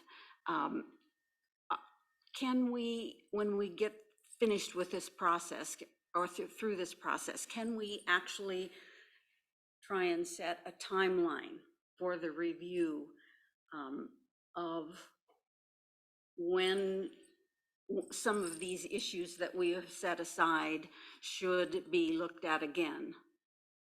So that it seems like that in the past there has been, well, maybe we'll deal with that later, and then that kind of gets by the wayside because we get busy with other stuff. Because I feel like when it comes time to start mixing in some additional things that we have looked at but decided now was not the right time, that we need to have information that will tell us how what we're doing already has developed into what it has done. How has it impacted? Has it made any difference? Has it you know, is it working, is it not working? Before we step towards getting something new. That's something I just wanted to make sure we do as part of this process, is have, you know, is it going to be 3 quarterly that we do a review, or a couple times a year? But, you know, so that we gather up all the pertinent informations and make sure we know what the impact has been and whether we need to pull it back, push it forward, move along. That's my comment. Well said. Okay. My comment to that would be, for us to think about as a body, is that something, this timeline, is that something we should be looking at, or is that something we're directing staff to look at?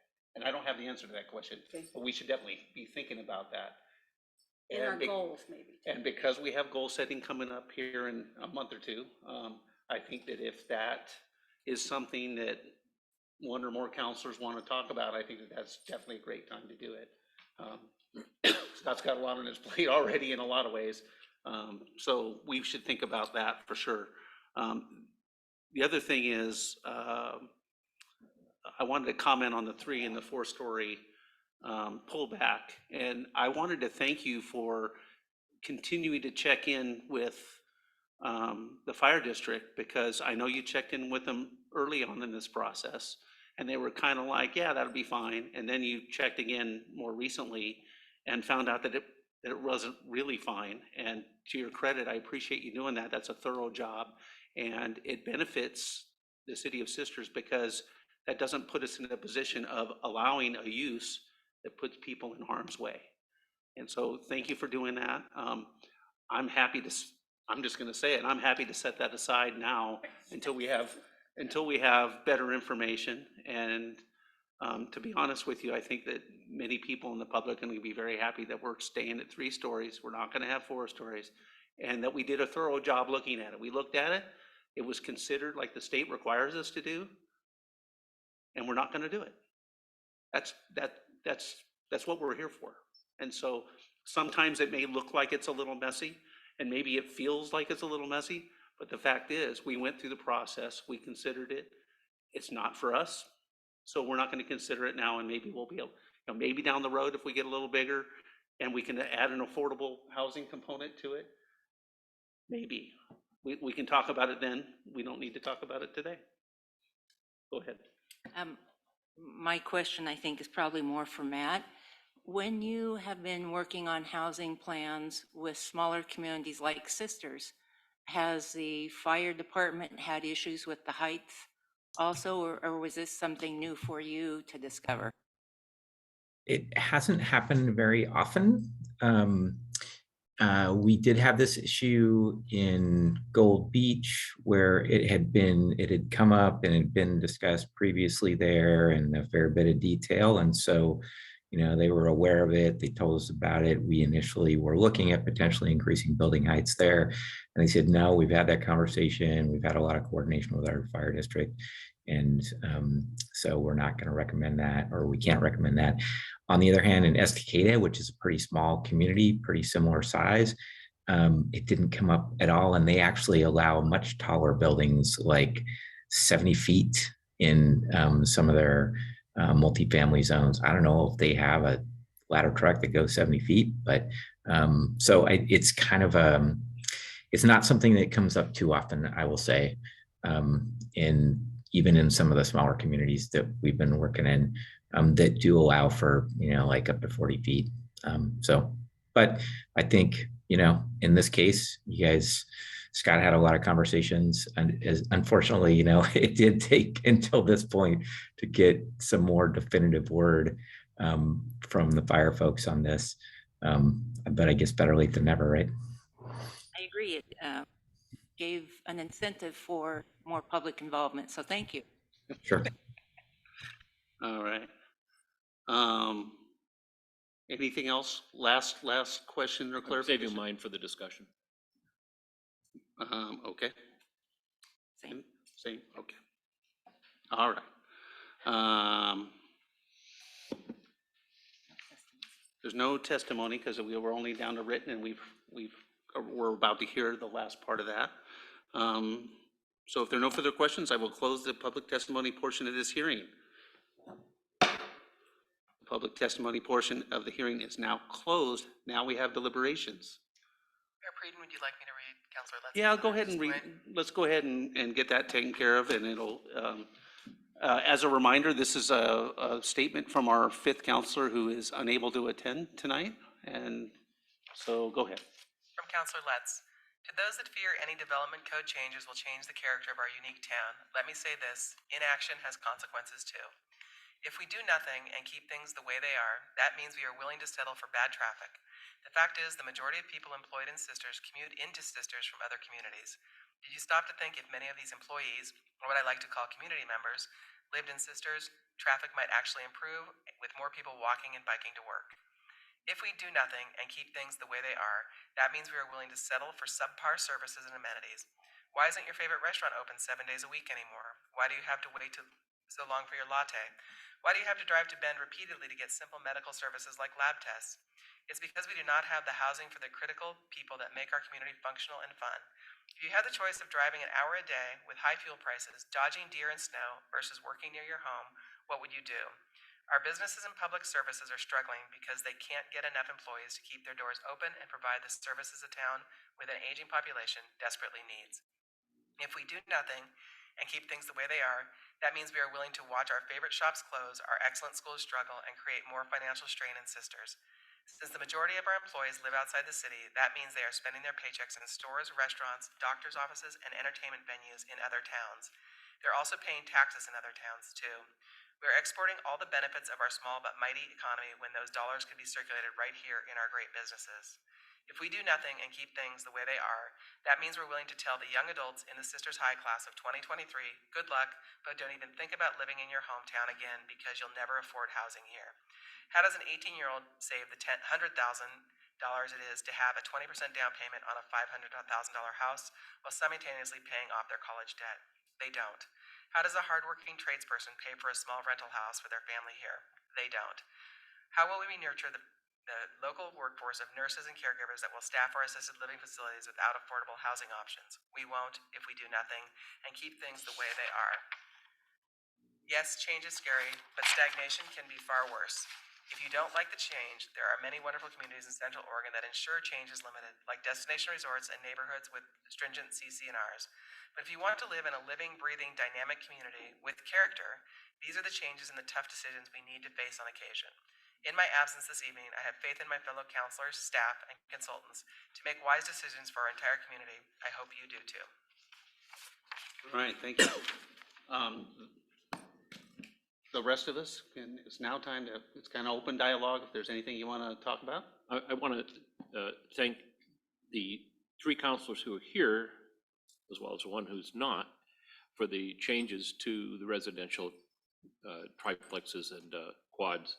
As you know, that was an issue for me, and I'm comfortable with the conditional use. I'd rather see nothing at all, but you got to compromise, and that's my compromise, and I can accept that. I'm happy that we're pulling the building height issue for now, for a couple of reasons. It's been troubling to me a little bit, because I think I mentioned this at a previous meeting, and we'll talk about in our goals, that it's important for us to consider protecting views within our community. And as we look at undeveloped land or areas, and should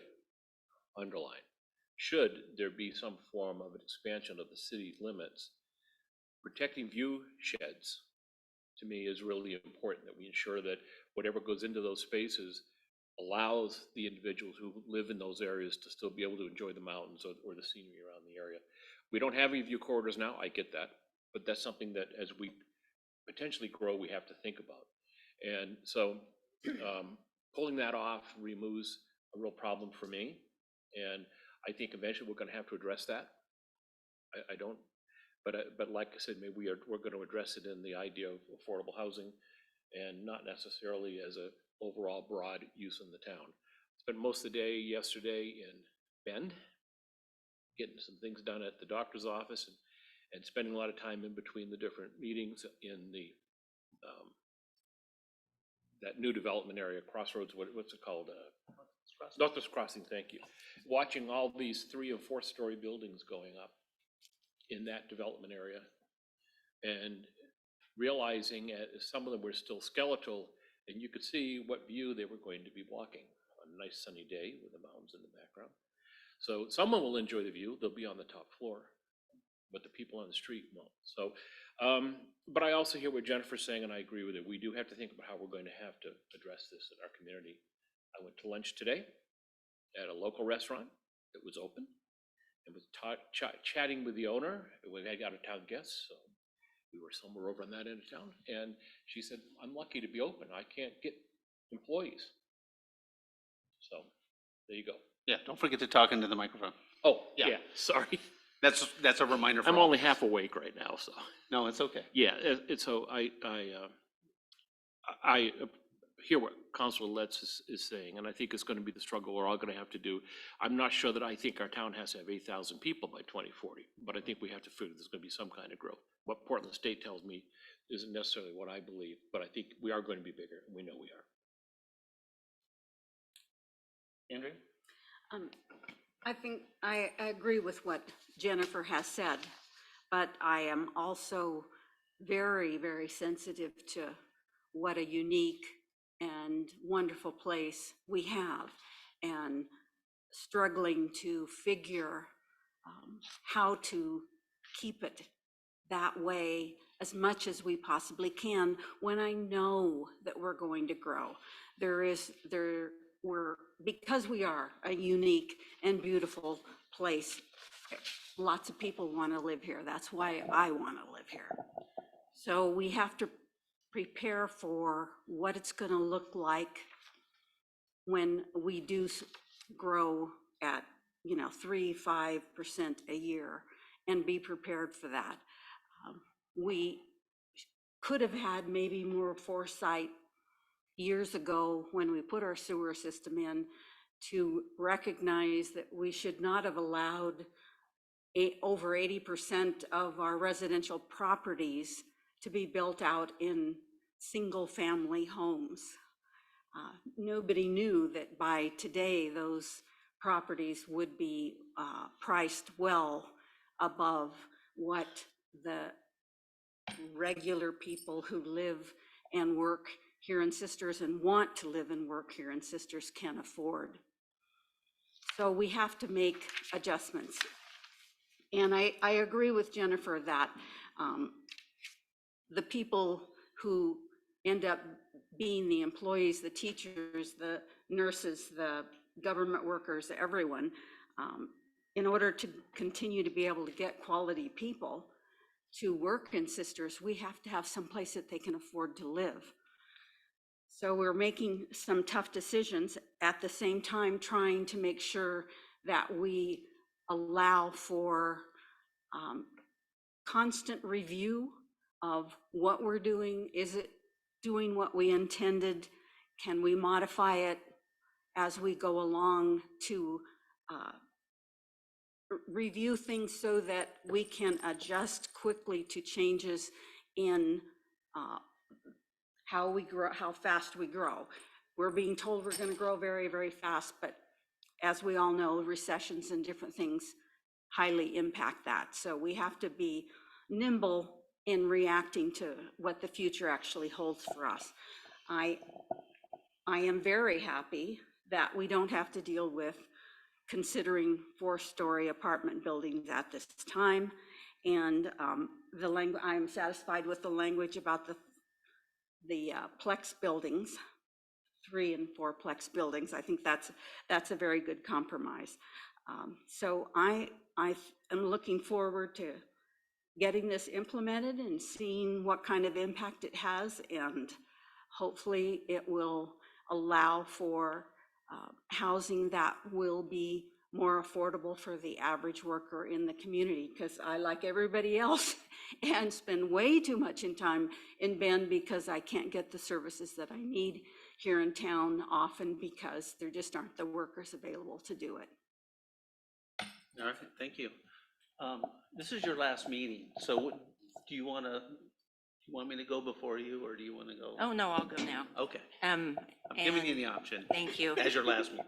And my comments are kind of all over the board because it is wrapping everything up, so I apologize to you if you can't follow my thread. Sorry. Reiterating what Gary and Andrea said, I am very happy that the conditional use approval for duplexes, triplexes in the residential area went through. It was a great addition. Thank you, Gary, for bringing that up. And Andrea, thank you for tying in the affordable workforce housing on the 4th floor. However, I am most excited about not having to address that issue right now.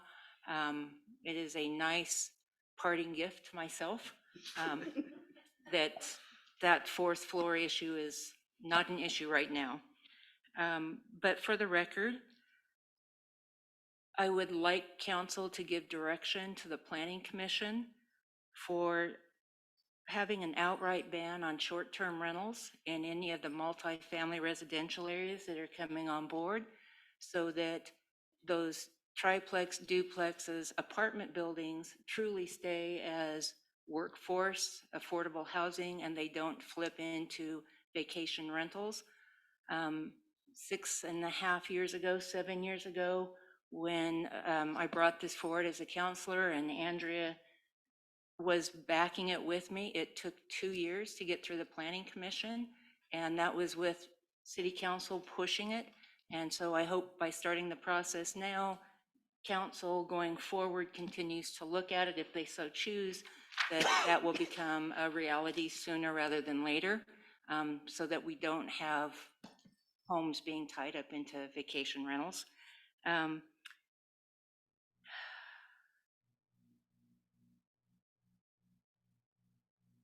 I'm going to try not to cry when I say this part, because as a human being, having people on the street stop me and tell me that I'm an awful person and council is awful for allowing apartments to be built, for any more apartments to be built in the City of Sisters for those people, that we don't need those people living in our community, is appalling to me. I lived in an apartment going to college. I lived in an apartment with my sister before I got married. I lived in an apartment with my husband. It took a long time for us to afford a home, and for people to move into this city from wherever. I moved here from Bend to get away from traffic. How dare you allow more people to move here? How dare you allow another apartment to be built? We don't want those people here. Is appalling to me, because those people are all of us at some point in our life, as Jennifer, the counselor, pointed out in her letter. We need those people living here. They are the newly hired teachers. They are people who are, as Andrea and Gary have said, making your meals. They are the EMTs, the fire, the ODF, the Forest Service employees who are trying to make a living protecting and serving us. And so that's my parting comment to you. We all have a place to live. We all need a place to live. If this is your vision of nirvana and you want a gated community and you want income requirements, a public city is not the place for you. So that was me going off script. I'm sorry about that. Change is very hard, but we do need to change the dynamic of the community to keep it livable and walkable and a vibrant community, so it has all those amenities that everybody that has moved here wants. And in today's nugget, if you look to the historical page 20 years ago today, 40 years ago today, discussion of having a public sewer in place was on the agenda, and it was a historical reference, and it took them over 20 years to get a public sewer. In 1997, the vote went to the public to try to get a grant from the state to put a sewer system in. So we're not ruining the city today, if that makes sense. This is a 20-year plan. The sewer was a 20-year plan to get a public sewer in place. Change is hard, and I'm done with my spill. Thank you. That's all my discussion points. Thank you. Okay. As mayor, I have these conversations all the time. There are people in the audience tonight that I have conversations with quite often about growth. And there is nobody up here, I think, that wants unfettered growth. And there's nobody up here that's going to sit there and say, we shouldn't have any growth. There's going to be growth. If we didn't do anything, there's going to be growth. And I have this conversation all the time. As mayor, in the coffee shops, on the street, people I meet up with. This is actually part of the 20-year plan, like you said. And thank you for bringing that up. But this is only one little part of it. This is actually something that the state is telling us to consider, and we are considering it. And we could have taken it way further. We could have probably dialed it back a little bit, but we're in the medium, we're in the middle somewhere, because we have to be. Nobody governs to there or there in a nonpartisan 5-person committee for a town of 3,500 people. By the way, we're 3,495. That was our latest population figure that just came out within the last month from Portland State. Yeah, but someone moved in down the street from me, so I think it's 96. Yeah, well, my dad's here, so, you know, but for Christmas, so there's 3,597 or 3,497. But the reality is, if we didn't do some of these efficiency measures, when the conversation turns to UGB expansion, which the state also requires us to consider, if we didn't do this, we would almost just have to get bigger in land-wise. And I know a lot of people don't want that either, but you can't have it both ways. So what we're doing tonight, in essence, is a release valve on the UGB expansion process. This affords us to consider that on its own merit instead of not doing anything now and then almost having to grow as a city in square miles. Now, even if we have a UGB expansion down the road, I can assure you it's not going to be more than 100 acres. It might be a lot less than 100 acres now, even if we have to do it, because we're doing some of these efficiency measures, which creates density. We've looked at a lot of these numbers. This process started well over a year ago. It really started when we started doing the comp plan, which was passed in 21, but that discussion started during the vision. This couldn't have been vetted more. We've looked at every number. We've looked at every line of code, and staff did a great job. Planning Commission did a great job bringing it to us. We only had 2 or 3 changes from the Planning Commission because they looked at it so hard. Is it perfect? I can't say it's perfect, but nothing we do is perfect because there are too many societal factors. COVID changed the way work happens. COVID changed how people think about living in cities, and now they don't. If only 1% of all of our big cities move to cities like ours, we're going to grow fast, right? So that's just part of what's happened. And what we're doing up here is dealing with it the best way we can. And I think a lot of that has to do with compromise. And I think one of the things that makes the city of Sisters special is we're kind of a 50-50 town politically. We have people over here, we have people over here, but most of us are in the middle going, how do we do this best? And I think we're doing it pretty good. Again, not perfect, but we're working on it.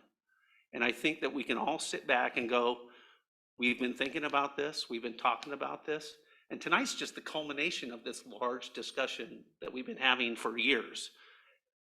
Again, I'm glad that we don't have to do the 4-story. I think that that was a kind of a gift that we had to just go, you know what? We don't have to talk about that now because the fire chief said, hey, we don't have the equipment for it. Well, thank you, and good. Let's continue to be charming.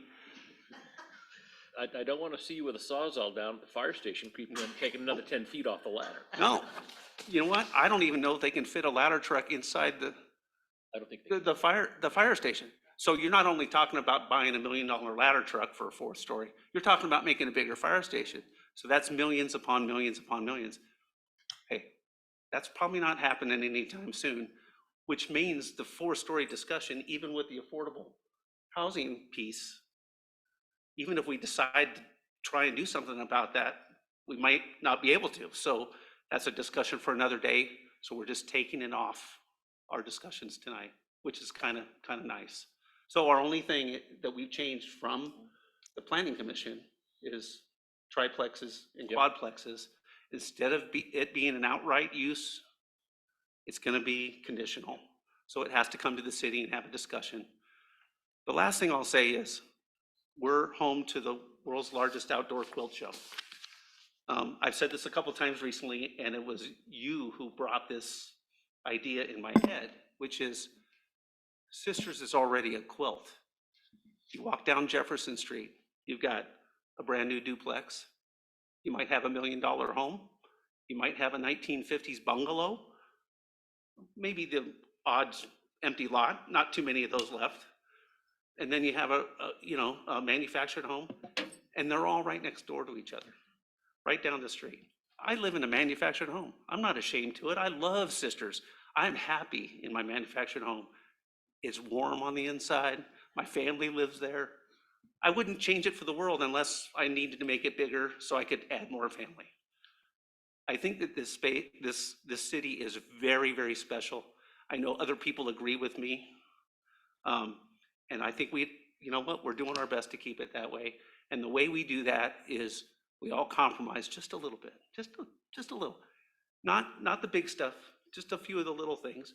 And I think a little bit of density will help us get some of those people in that our businesses need. We need cashiers, we need people in our restaurants. And I think this is a way to do it. So that's it, thank you. We can entertain a motion if we're done. Want one more? I've got it. No, I've got the big motion. Okay. All right, I move to approve City File TA 22-04, subject to the following proposed changes.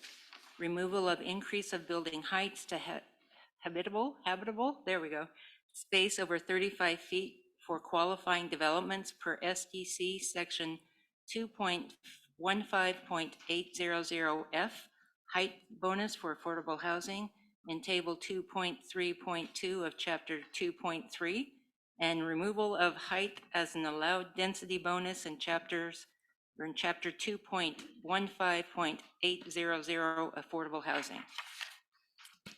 That's it. Second. All right, we have a motion and a second. I'd like her to read that again. Okay, enough. It's already late enough. We have a motion and a second. I will do a roll call vote. Councilor Ross. Yes. Councilor Blum. Yes. Council President Conley. Yes. And I'm the mayor, I say aye. Thank you. Wish we were done, but we're not. Okay. One more item on the agenda. This is going to be a public hearing and consideration of ordinance 526. I will open the public hearing. Staff comments and report. No, this is just the ordinance that encapsulates all the proposed code amendment changes. And what were those? No, I'm just kidding. Just joking, sorry. All right, there's no revisions from the posted ordinance other than it was stated. Joe will have to read those revisions into the record right now. Okay, let's do it. Story time. This is clearly not an Excel spreadsheet, so we'll see. It's a Word document. I don't like those as much. Okay. I hope the font is something that you like. It is. Okay. Ordinance 526, revisions include the removal of building heights from the title of Ordinance 526, the removal of allowing habitable space over 35 feet, and the requirement for affordable housing as a condition to increase building heights in the multifamily residential zone district. Table 2.3.2, remove 50, retain 35, and remove for qualifying developments per SDC section 2.15.800F. height bonus for affordable housing. Chapter 2.15.800, Section A, remove language and height. Section F, remove multifamily housing developments of 5 or more units permitted in the multifamily residential zone shall be eligible for a density bonus under the following conditions. A, at least 30% of dwelling units in the proposed development shall be affordable to households earning less than or equal to 120% of area median income. B, the maximum building height is 50 feet per section 2.300A, table 2.3.2 of the system development charge. C, the maximum height of 50 feet may be used for habitable area. The restrictions on habitable area above 35 feet in height shown in table 2.3.2 do not apply. I finished reading. Okay. And continuing here, and oh, okay. All right. Everybody awake? Okay, good. All right. That's the revisions. It's now time for public comments. So do you want to do Zoom first? Yep, I will go through everybody on Zoom. If you have a comment, when I call your name, please speak. Dixie Eckford, I have no comment. Eric Strobel, No comment. Doug Well. No comment. There is just an iPhone guest, if you would like any comment. I hear none. And Wes. Would anybody in the audience like to comment on ordinance 526? I hear none. Okay. I will now close the public. I'm sorry, does that include?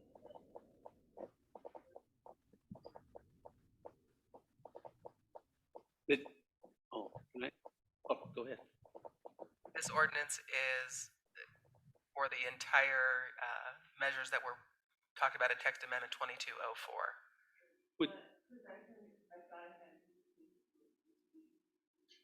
You can speak without printing it. I haven't seen a piece up here from you, but you can speak on this if you'd like to come up to the microphone. Yeah. You can state your name and where you live for the record. I'm Kathy Russell, and I live at 1006 West Collier Glacier Drive. And I have to admit, I'm new to this game, so I may be 3 steps behind and too late on what I'm asking, but it's worth a shot. So first of all, I really don't understand why you're considering increasing the density of the units in a multifamily. And I believe I'm not the only one in town who doesn't understand, because if you look at the comprehensive plan that was just developed, the code increasing the density seems like that does not reflect what was what the community decided when they wrote the comprehensive plan. And in fact, every document that I read from the city, even the cover letter of the financial budget, I read, trying to, get myself educated. So even the financial cover letters talked about livability and sustainability and the things that made people want to come to Sisters to begin with. And so by increasing the density, actually, I think almost doubling it, because I think it went from 7 to 15 and now it's like 15 to 20 or 30. So I don't see how changing that code supports the comprehensive plan or the vision. And I understand about being torn between needing housing and wanting to keep sisters. But just because you increase the density doesn't guarantee that it's going to be affordable.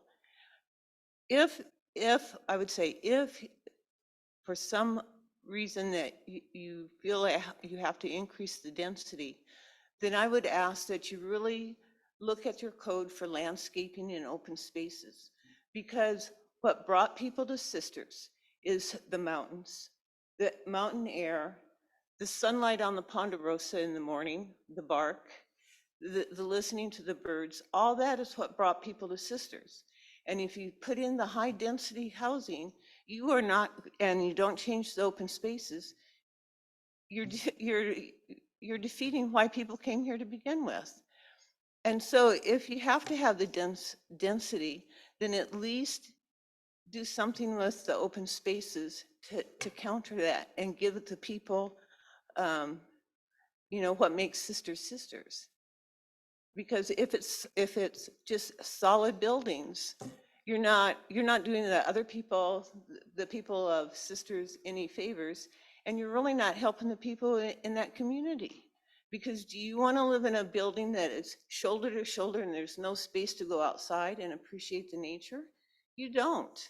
And just because you only can afford to live in affordable housing doesn't mean you want to live shoulder to shoulder with no place to go out and have a picnic with your kids.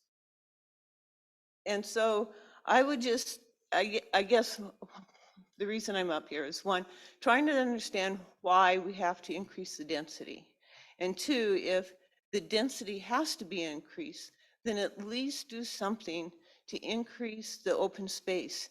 And I really, I doubt there'd be very many people, if you ask on the streets, if they would consider a balcony open space, that they would say yes. Nor is a 8x8 patio, back patio open space.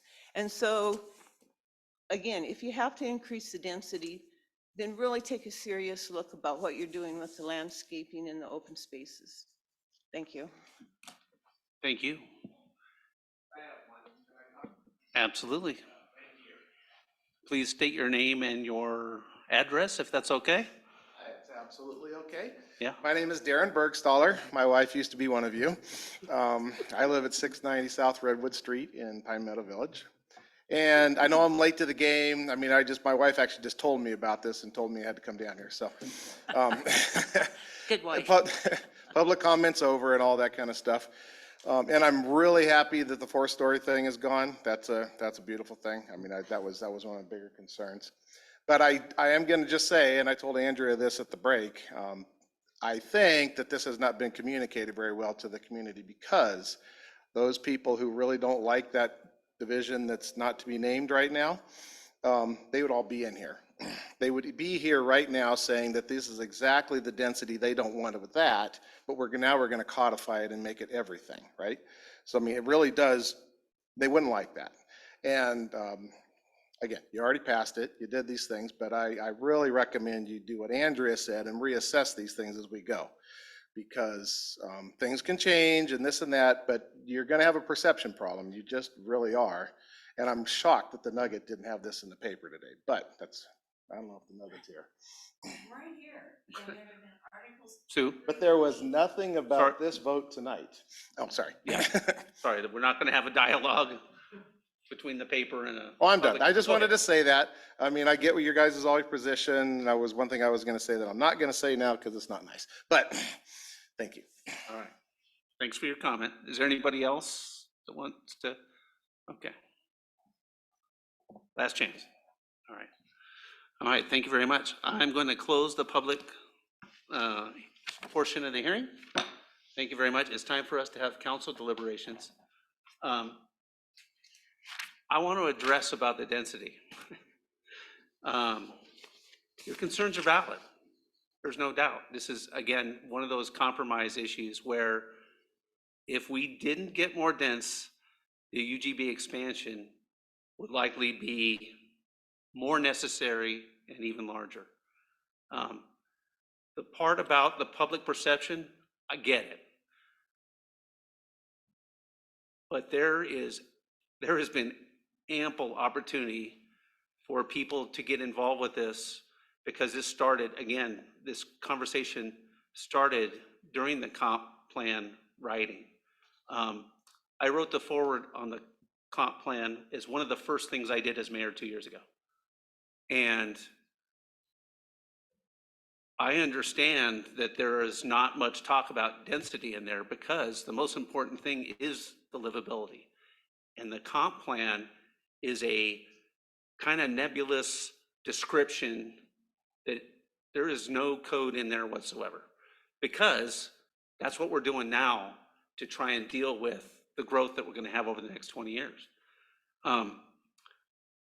We up here never stop talking about livability, but we do have to compromise on some of these density things so that as we grow, the livability stays the same. I know it sounds contradictory, but in reality, it's not, because if we did do nothing, then we would grow willy-nilly, and without this new code to give us some guidance, we would have some real trouble. These higher densities also in this code have design standards that also were changed.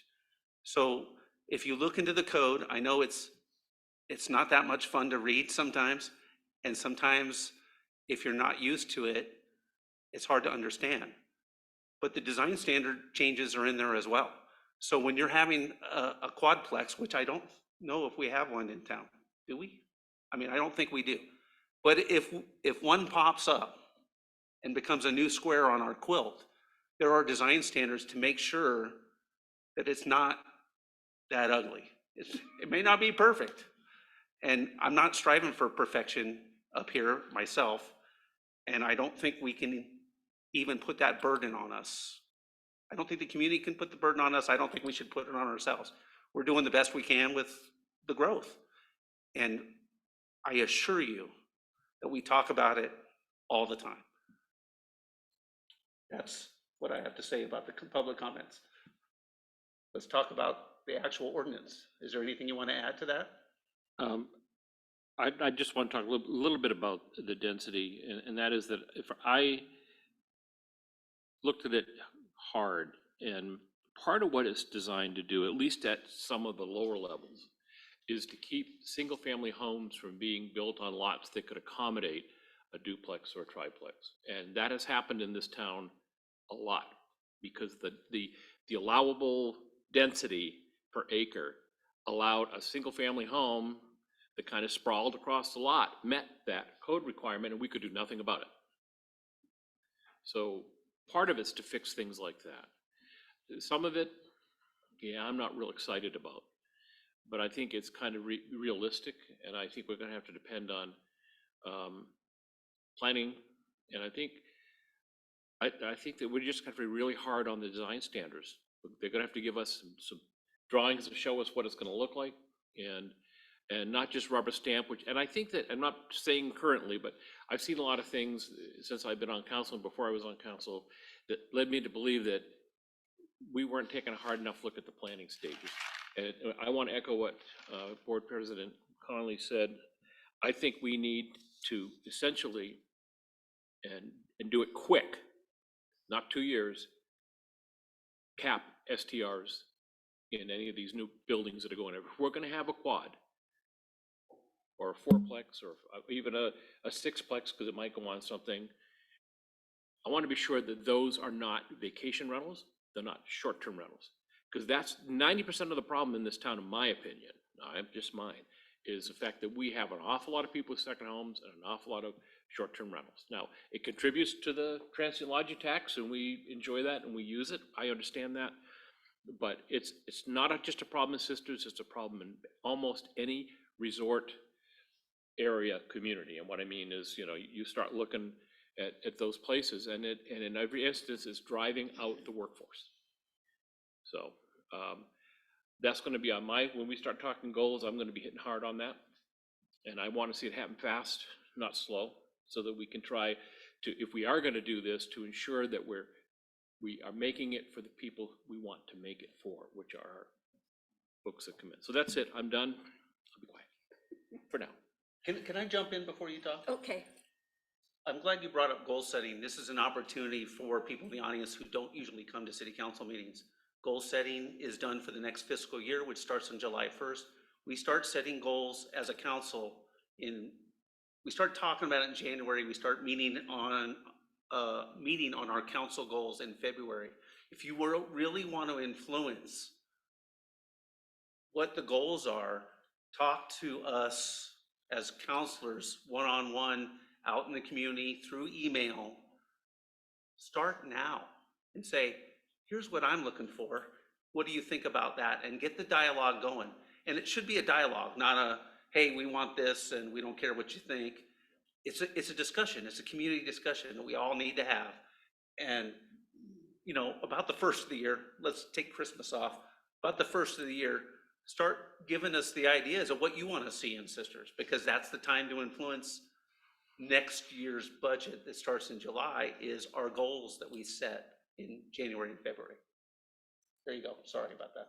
No problem. And the concerns, we agree with the concerns about the beauty, open space, nature, all of that. And the avenue by which we are tackling that as much as we possibly can is through the revision and update of our parks plan. And that is something that we are in the process of doing as well. So when you see articles in the Nugget about that plan, that is a time to come in and express your concerns about the open space in the parks that we have in this community, and what services you need in that regard, given our potential growth. Just don't say pickleball. Yeah. Hey. Nancy. You know, you guys have covered all the comments that I had. Open space is a key one that the park master plan is addressing that hadn't really been looked at in the past. Our last full park master plan was 20 years ago. It was updated about 7 years ago. So this new iteration, I think, really takes into account population and open space being more than a little pocket park. So that will be addressed in there. Enforcing the design standards quickly, I think, is key to this. And then just my last comment is, there are 3,400 special people in this community, and they all believe that their thoughts and their beliefs are the most important. And the 7 committees and 33 volunteers who serve all of the city council and the city at large have either applied for and interviewed for a position, or they've been elected in. And 3,400 people weighing in individually or with each counselors all help us make our decisions. There might not be the ones that we want, but it's a good of many outweighs the view of one or the demands of one. And this whole process that we went through for the last year is a culmination of all of that. And the public outreach has been, for 8 years I've been on council, top of mind. We do a really good job with communicating what is going on, but people don't hear a message unless it specifically affects them, and that's the problem that we have. You know, the community forums that C4C had about fire preparedness and houselessness, overwhelming turnout. Here we are talking about the future of Sisters. It's been going on for a year, and there have been public comments. There have been written and oral testimony turned in and given. But whoever mentioned it, you are right. Next week, Nugget hits next Wednesday. People will be concerned. Some people will. Some people will. So I think following through on Andrea's comment about in the planning session, you know, reviewing it, revisiting it in 6 months, a year, just like council has done in the past, needs to be top of mind. So that's my discussion. Yeah. I mean, just like, and I got a couple of things, but kind of back to the short-term rentals. We look at that all the time. We're always looking at ways to improve it. We're going to have more discussions about it next year. That's what I can say. And the last thing is, and thank you all for coming, because this is a big crowd for us. So we like it that our people are here, okay? We want your involvement. We encourage your involvement. And if you really want to affect the future of Sisters, get on our committees or run for city council. I know it's not for everybody, but That's what my wife said too. But, but honestly, that's the way you can influence it the most. And that's why we're up here. We're not power tripping. We just love sisters. I used to tell people all the time, and I still do, I think that I like being mayor because I love sisters as much as anybody. And nobody can ever take that away from me. I don't care what's written in the paper. You know, we get a lot of letters in the paper that are a little charged. That's okay. We're good with that. It would also be nice if we do something right, if we saw a few more of those, that'd be okay too. So please, if you see something we're doing right, please do that too. But other than that, we've been working on this particular efficiency measures for quite a long time. And this is like the 1 yard run, the 1 yard run at 4th and goal. That's where we're at. And this is what we've come up with. And now we're gonna figure out a vote on it. So, deliberations, any more, last thing? Just a closing comment about not necessarily having a lot of notice. All of these things that we're talking about today went through multiple planning commission sessions that are open to the public. They were covered quite well in the Nugget, and I got lots of emails about them, so I know they were covered quite well in the Nugget.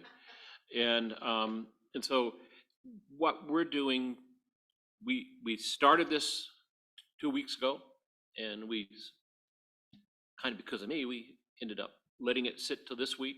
So you've had 2 opportunities to come in. I wish there was a better way to get information out. I know the Nugget does a great job. We don't have a local TV station that pays any attention to us. We don't have a local radio station that pays any attention to us. So it's word of mouth in this town and print. And so I guess what I'm trying to say is that I understand the frustration, but I think there has been opportunities to weigh in on the density and some of the other things prior to it coming to us. So, Okay. Everybody good? I'd like to entertain a motion to read by title only. I move to have the city manager read ordinance number 526 by title only, and that should be interim city manager. second. Okay, thank you. Minor detail. The motion has been made and seconded. Do we do a roll call vote on this, or? You don't have to, no. All right. We have a motion and a second. So all those in favor, please say aye. Aye. I saw and heard 4. The motion carries. The interim city manager is to read this ordinance by title only. All right. Okay, an ordinance of the City of Sisters amending Sisters Development Code, Section 1.3100, definitions, Section 2.15800, affordable housing, Section 2.200, uses, Section 2.2300, development standards, Section 2.3200, uses, Section 2.3300, development standards, Section 2.4200, uses, and adding Chapter 3.6 additional standards for middle housing to increase allowed residential density in the multifamily residential district and remove the floor area ratio requirement to modify zoning incentives for affordable housing to allow residential only development in the parts of the downtown commercial zone and facilitate middle housing types. That is the longest title ever, but that's better than reading the whole thing. Yes. I'd like to ask for a motion to approve and adopt ordinance 526. I move to approve and adopt ordinance number 526. Second. We have a motion and we have a second. We will vote by roll call. Yes. Councilor Ross. Aye. Councilor Blum. Aye. President Conley. Aye. I'm Mayor Preen. I say aye. The motion carries. All right, that's it. For that part of the meeting. For that part of the meeting. Yeah. Okay. This is kind of a fun part. Yeah. There is fun here. There is. Today, we are appointing people to our various boards. As I mentioned, I encourage people to get involved if they want to with the city. One of the ways you can do it is by being on one of these boards. First off is I'm going to appoint 3 members to the Planning Commission. I was personally in on the interviews for the Planning Commission. I was on the Planning Commission, that's how I got started into city politics in 2009. And back then, the mayor would just come up to you and say, hey, do you want to be on the board? And I said, yeah. The city has grown up. As we grow, we go through growing pains. One of the growing pains is, well, we're going to interview people to make sure they're right for the board. We had 11 people for the Planning Commission interview for 3 spots. And 3 of the 11 have experience on the Planning Commission. It was very hard. I think every candidate was good and certainly good enough to be on the Planning Commission. So it was a really difficult decision. But I will tell you right now, I'm appointing Chris Converse, Art Blumenkron, and Jeremy Dickman to 4-year terms on the Planning Commission. Congratulations to them. The next up is the Public Works Advisory Board. We call it the PWAB because it's fun to say. I appoint Dave Moyer and Rachel Ruppel to 3-year terms and Dane Zerung to a 1-year term. Congratulations to them. I'm going to appoint 3 members to the City Parks Advisory Board. Emily Coonrad and Doug Buell to 3-year terms and Nancy Conley to a 2-year term. Congratulations. Thank you. I didn't do your interview because you know what would have happened. I did, and Did she do all right?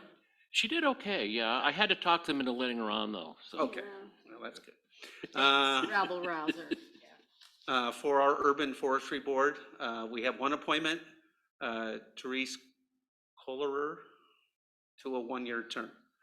And then we have a full budget committee, which is, I've also done that myself. Nancy Conley to a 3-year term, Sarah McDougall to a 2-year term, Dave Moyer and Doug Mahoney to 1-year terms. Congratulations to everybody. And thank you for allowing me to do that. That's kind of fun doing that, I have to admit. Okay, next item is discuss draft ARPA allocation letter. Harry? So you saw this letter in your packet, and this is actually tied to the workshop item with the Affordable Housing Grant. This is a letter that we put together to put in front of the Board of County Commissioners as we meet with them on January 11th. That basically states we would like them to take the funds and allocate them to the city for this affordable housing project. And then we will, at that meeting, have a handful of staff members and Clayton in the room so that if the council or the commission has questions that we can answer them for them. But the letter is just basically what will go in the packet for the Board of County Commissioners. And I'm happy to answer questions or On January 11th? On the January 11th, yeah. It has to go a little bit ahead of that, and that's why it's at this meeting to be approved, so that head nod if you'd like the mayor to sign it. Good, good. Okay, thank you. And then I'll back it up, because I'll be there for questions. We'll all be there, right? The 3 of us? Yep. All right, great. The next item on the agenda is discuss partnership with the community leadership team. It's got my name on it, but Carrie was heavily involved with that as well. Do you want to kind of give us some background about them? Sure. The community leadership team is not the cold weather shelter, but came out of a group of folks that were participating in the cold weather shelter at the time. And it was a group that there was 5 members, community members that went to North Carolina. They were funded by Housing War. Neighbor impact, but they're excuse me. national level. Yeah, at a national level. And these 5 folks went to this conference where it's Jeremy Fields, who's a Forest Service. It's Josie Newport, who is the executive director of C4C. Molly Jones, who is the board president of the Cold Weather Shelter, and Bonnie Lamont and Dana McNeese, who also have been involved with the houseless over quite some time. So they went to this conference, and basically what they brought back is a project that they would like to do, or that they are doing in the community over the next year. They got a $4,000 grant for this, and they're taking what I would say small bites out of some of the houselessness issues, and they're going to be working on getting regular water delivery and trash pickup to folks that are living houseless in our forest. They have met with us fairly regularly. as they move forward and are asking for the city's partnership. And what that means at this point is that they come and talk to us and we brainstorm quite a bit on what they're doing. We know we have a lot of contacts. At this point, there has been no monetary ask. It is really just an ask for our support into what they're doing. They're going to try to stay very, very focused on these two pieces that they're doing to make sure that they can execute those well with the support of Neighbor Impact behind them. So they are not under the umbrella of the Cold Weather Shelter. They're under the umbrella of Neighbor Impact. That's perfect. And the letter that they sent to us, has all the counselors seen that? Yes. Yeah, That was okay. yeah. I was super encouraged. Obviously, we've been working with the cold weather shelter for years, minus the COVID years where we had trouble. That was just an anomaly. These people are just hitting it from a little bit of a different angle, and they're doing it on their own. They're doing it in small, like Carrie said, small bites. Is it Jeremy with the Jeremy Fields. Jeremy Fields. Jeremy Fields at the Forest Service is kind of taking a lead, kind of a lead contact role, and he's doing some great stuff, and I love his attitude. But the biggest thing about it was just really encouraging that they're coming to us in a regular manner. And again, it's just about the cooperation, the partnership, the collaboration. We can't do it ourselves. They can't do it themselves. Let's get together, see if we can't, move the needle a little bit in at least fresh water and trash. I just think it's almost a no-brainer in so many ways. But the main thing I wanted to say is I'm just encouraged that they're interested in doing it. They have a little bit of initiative as a group, and they're all kind of on the same page, and they want us to be a partner. And that's a beautiful thing. And this is the way things get done. Yep. And so I just want to encourage everybody, hope you are supportive of the partnership. Whoever the next mayor and council president is, will be meeting with these people fairly regularly. And it's relational. It's like everything else in our community, it's relational. And if we do it right, less trash and people with water, fresh water. It's a good idea. No, it's just been a really pleasant relationship, and it's baby steps.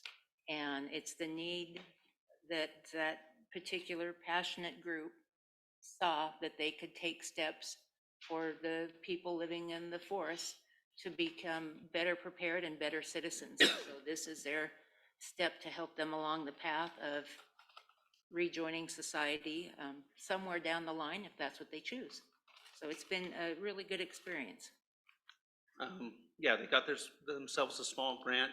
Probably down the road, they'll be looking for further grants. We encourage them to let them know about the community grant process that we do every year in August. And so just looking forward to seeing what comes out of it. I think it'll be good things, and I'm looking forward to continue that relationship down the road. So we'll just keep going, right? Yeah, I'm excited about it. It's really cool. Everybody should meet with them once in a while, for sure. All right. What does the H2U? Water to you. There you go. I tried to give them a couple of acronyms, and they just kind of discounted it. That's okay. They didn't like mine. That was a part of the partnership that they really didn't want. But Yeah. other than, we don't need to be naming their stuff anyway. I was. Okay, I just want, yeah, I was gonna, was that H2O, but the. No, top's it makes cut- sense. Yeah, okay. Yeah. All right, staff comments. Paul, you wanna go home?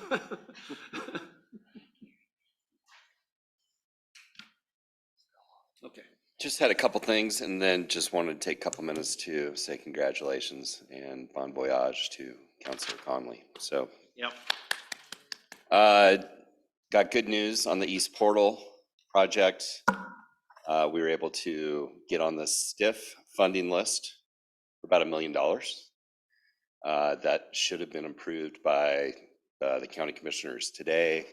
Then it goes to OTC for approval, and then we get the IGA that we'll bring back to you guys to take it to the next level. So this is a 24-25 funding cycle. So we'd be looking at doing design in 24, construction 25. And remember, this is just transit money.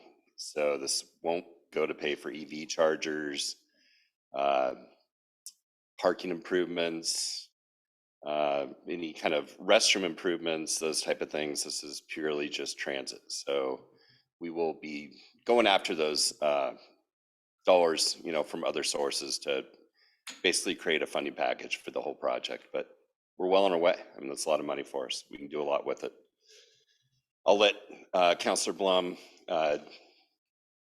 debrief you on our Public Works Advisory Board meeting last night. We had some good things that we went over there. And then just want to take a couple minutes to recognize just a few of the projects that you've been involved with. First one, Barkley Roundabout. Second roundabout on the state highway system in Oregon. The Railway Improvement Project. The Locust Street Roundabout, multiple phases of pain got us to a point where we're funded today.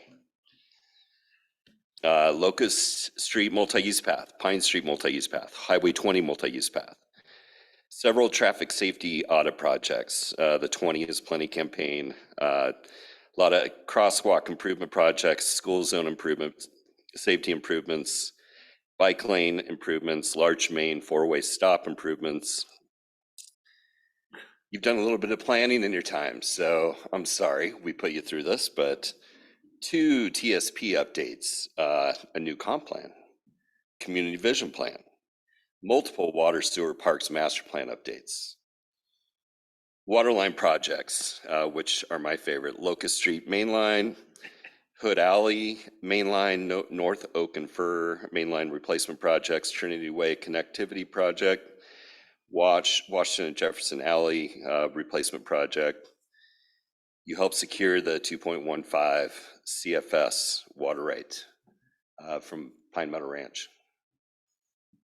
You were in on the planning, the drilling, and the pump house construction for well 5. And was there for the ribbon cutting. Yep. Aeration upgrades at the wastewater treatment plant, biosolids removal projects, solar panel install project up there. I'm tired. Lazy Z effluent expansion, Lazy Z master plan, and our favorite, the Locust Street pressure sewer line relocation. Parks projects, heated sidewalk projects around Village Green, Clemens Park, Village Green parking and restroom improvements, new Village Green playground, Cliff Clemens restrooms, Creekside campground master plan, that was fun. Several campground projects, repurposing of the Village Green play structure, Creekside Bridge ADA improvements, Creekside Bridge bump out improvements, Creekside restoration, riparian restoration project, which is beautiful. Purchase of the East Portal, the East Portal master plan, the acquisition of 2+ acres for the future Northwest Park. I haven't seen too many counselors that have done the full 8 years, just a couple. That's 8 budgets. That's 4 elections. That's too many city managers to count. You're a horrible woman. I am. Everywhere you walk,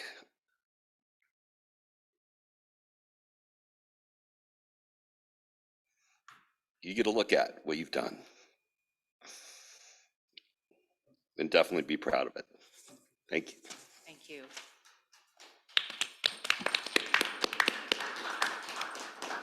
Paul's bringing the heat. That's an Good impressive job. list, and I'm sorry. Scott, don't you do that. She's talking. Oh, I'm sorry. That's an impressive list, and I wish I could take all the credit for it, but we all know that's a big fat lie. It takes fabulous staff, compassionate counselors, and an engaged public to get all that work done, so I spread the wealth. Thank you. Very nice. Did Eric want to? Wait, I can't say I spread the wealth because that would imply I had kickbacks from those darn builders. Sorry. It's my last meeting, I can say that. Scott?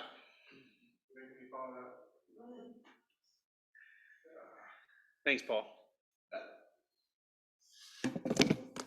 I didn't have anything prepared for grand speeches, but I'll just start off by thanking you for welcoming me to this community as a new employee. I've only been 2.5 years, less than 2.5 years of your 8 years, and it's amazing I knew you've accomplished a lot, but I didn't know it was that much. It's amazing. Just want to thank you for always being very professional with staff and for taking the time to really learn the issues, ahead of time. We throw a lot of information at you. And this goes to all you guys too, to take the time to really understand. And when you don't understand, to come in and ask questions or to give us the heads up that you're going to be asking these questions so that we can prepare in the meetings. I've always really appreciated that. Plus you bring treats. So thank you for all you've done. And I guess we won't be missing you too much because we'll be seeing you still. Well, budget's only once a year, so. I might change that to once a Well, month. Parks Park is once a month. Parks Board. Parks Board meets more than that. Yeah. Yeah, she's trying to But forget thank you. that. Yeah. So just some other items to update you on. Sunset Meadows is still in the process with Planning Commission. It got heard last week, and after considerable public comment and a little bit of deliberation, they elected to continue it again. So I won't go into too much detail, but it's January 19th is when it's scheduled to go back again. They've closed the oral testimony portion of the public hearing, but have left the written record open just in case the applicant proposes any new information between now and then. There will be an opportunity for the public to provide comment, written comment, before it goes back to the Planning Commission.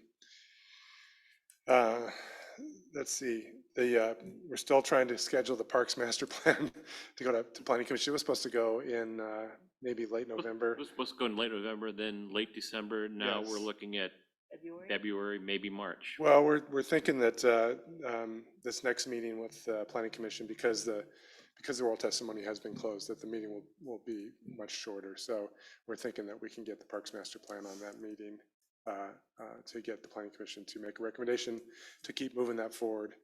And if Paul is ready for the water and wastewater master plan to go in on that date, we can also put that on as well. So we get those projects, keep them moving. I mentioned the rezone of the Heavenly Acres urban area reserve zoning to clean that up. Looking at February for Planning Commission for that, and hopefully March for council. And then at some point, we're gonna have to pick up the dark sky lighting again. That's been on the back burner because of all these other projects, but that's something we're looking at February, March for Planning Commission. Busy with code enforcement. We're, as the lieutenant said, we're trying to we're working with the judge to try to get some of the more biggest violators, I guess, of our junk ordinance to come into violation, and we're getting closer to that. Still busy with applications. We got the Sunset Meadows is a big one, but we're still getting pre-applications on some light industrial / mixed use with some residential in our industrial areas are still coming through. So some smaller projects. Space Age is still out there as a potential application for doing some work over there with a new gas station. They're kind of have submitted an application and then it's been in flux. We've been asking for more information. It's been in flux for a while, but we hear that there's some movement on that they might be coming back through on that. Just a lot of other small final plats, lot line adjustments, those kinds of things. It's keeping Emmy busy. And that's about it. We welcomed Carol back about a week ago, and we're glad to have her back. And Awesome. Everybody have any questions? Yeah. Nope. Okay. Thank you, Scott. Yep. I'm gonna say Carrie for last, so Joe. Oh, dang it. Threw me a curveball, didn't I? You did. So just a few things here. So next time we meet, we will have had the campground reservations go live for next camp season. So that will be on January 3rd. It's always kind of an interesting day. So I'll be looking forward to kind of reporting to you guys how that went and so forth and so on. So Joe's happy because it populates his spreadsheet. it does. You know, yeah. The November and December are just it's not the same without those I numbers. heard he there. has a rolling ticker on his screen up in the corner. It probably just kind of does. rolls and. Yeah. Speaking of one of the projects Paul talked about, the Pine Street multi-use path, we applied and got the Small Cities Allotment Grant, if you remember, for $100,000. We just got that today, so that's great. Kudos to Jackson for putting that together, following up with that project, and Paul, of course. We are the proud owners of 3.85 acres of open space. I don't know why people leave, at halftime when the best stuff's at the end. For at the Woodlands parcel. So kudos. I'm sorry. Did we close? Today, Yeah. So 2 days before the. yeah, that was That I don't know if you remember that that purchase sale agreement. Yeah, expired Friday. So really good. Kudos to Carrie for bird dogging that and going back and forth and with their council, our council, and times of pause and all that kind of stuff. That's so 4 acres on the corner of the roundabout. Yes. Where everybody will see it. And it's city property now. It's just fantastic. Anyway, go ahead, Joe. and it was for $1, so even better. That was Yeah, price is right, two right? and a half years of working Yeah. that through for us. 2.5 years of work, but thank Yep. you, Carrie. Joe. Um, Everybody. Gosh, just hearing Paul's list, that's just a testament to, I think, how effective and how evolved council, staff, and the community has been in these 8 years. And I think you said it best, Mayor, and that's been a theme, maybe just these last couple of years that the city's been growing up. And, Nancy, I always appreciate your thoughtfulness, compassion. Every single decision you made all these years was because how much you care for the city and the community. And I think as staff, as a citizen, I have always appreciated that. It's a hard position to be in, and I think you did it very, very well. So thank you. And speaking of that, I also looked at the budget from, I think your first one was maybe 15, 16 that you participated in the budget meetings. You're probably here 14, 15. Nonetheless, the budget at the time was $11.5 million, and now it is $25 million. So that's also a testament to how the city has grown, and despite all those projects, how financially we've grown. So it's representative of a lot of change, that good change that you've been a part of. So pretty amazing stuff. So thank you. We'll miss you. I'll see you at budget time. Of course. Carrie. I've not been doing anything. Yeah. A lot of projects closed out today. So the Woodlands closed out today, the board recruitment closed out today, council orientation didn't close out, but is all scheduled for Susan. She's actually at a training, or was at a training today, Councilor-elect Cobb, so that's great. There's been a lot going on that I've appreciated, all 4 of you actually, and how much support we've had for staff over the past few months. So, and then just Nancy, we had a little gathering for Nancy with staff today, and I may have come up with some statistics too, and I can't even believe the number of meetings she's been to. So we came up with over 400 publicly noticed meetings that she had attended, over 400 individual informal meetings at least. That number's probably double, and the thousands of hours that she has put in here at the city. And everything that Joe said about really being here and conscious of not just what she wanted, but what was best for the city, for the citizens, and the livability, including her time and her continued time, I hope, on Explore Sisters Board, is super critical for our community to make sure we continue to grow and continue to be the place where we all want to be. So I thank you for all that. Staff truly appreciated you. We still do. And we'll continue to. Yes. That's for sure. Okay. Got anything else? Any questions for Joe or Gary? I kind of didn't ask you guys. Okay. We're just gonna go down the line. Just real quick, the comment on the Parks Advisory Board we met the other day, the interesting thing is that they somehow still think that we can turn East Portal into a big, beautiful city park. And so we need to get that plan on the ground. So that we can then start to look at what kind of a public amenity we may be able to include there. So just a side comment. And then, you know me, I can't let this go. So now's the time for City Council to bid President Conley a fond adieu.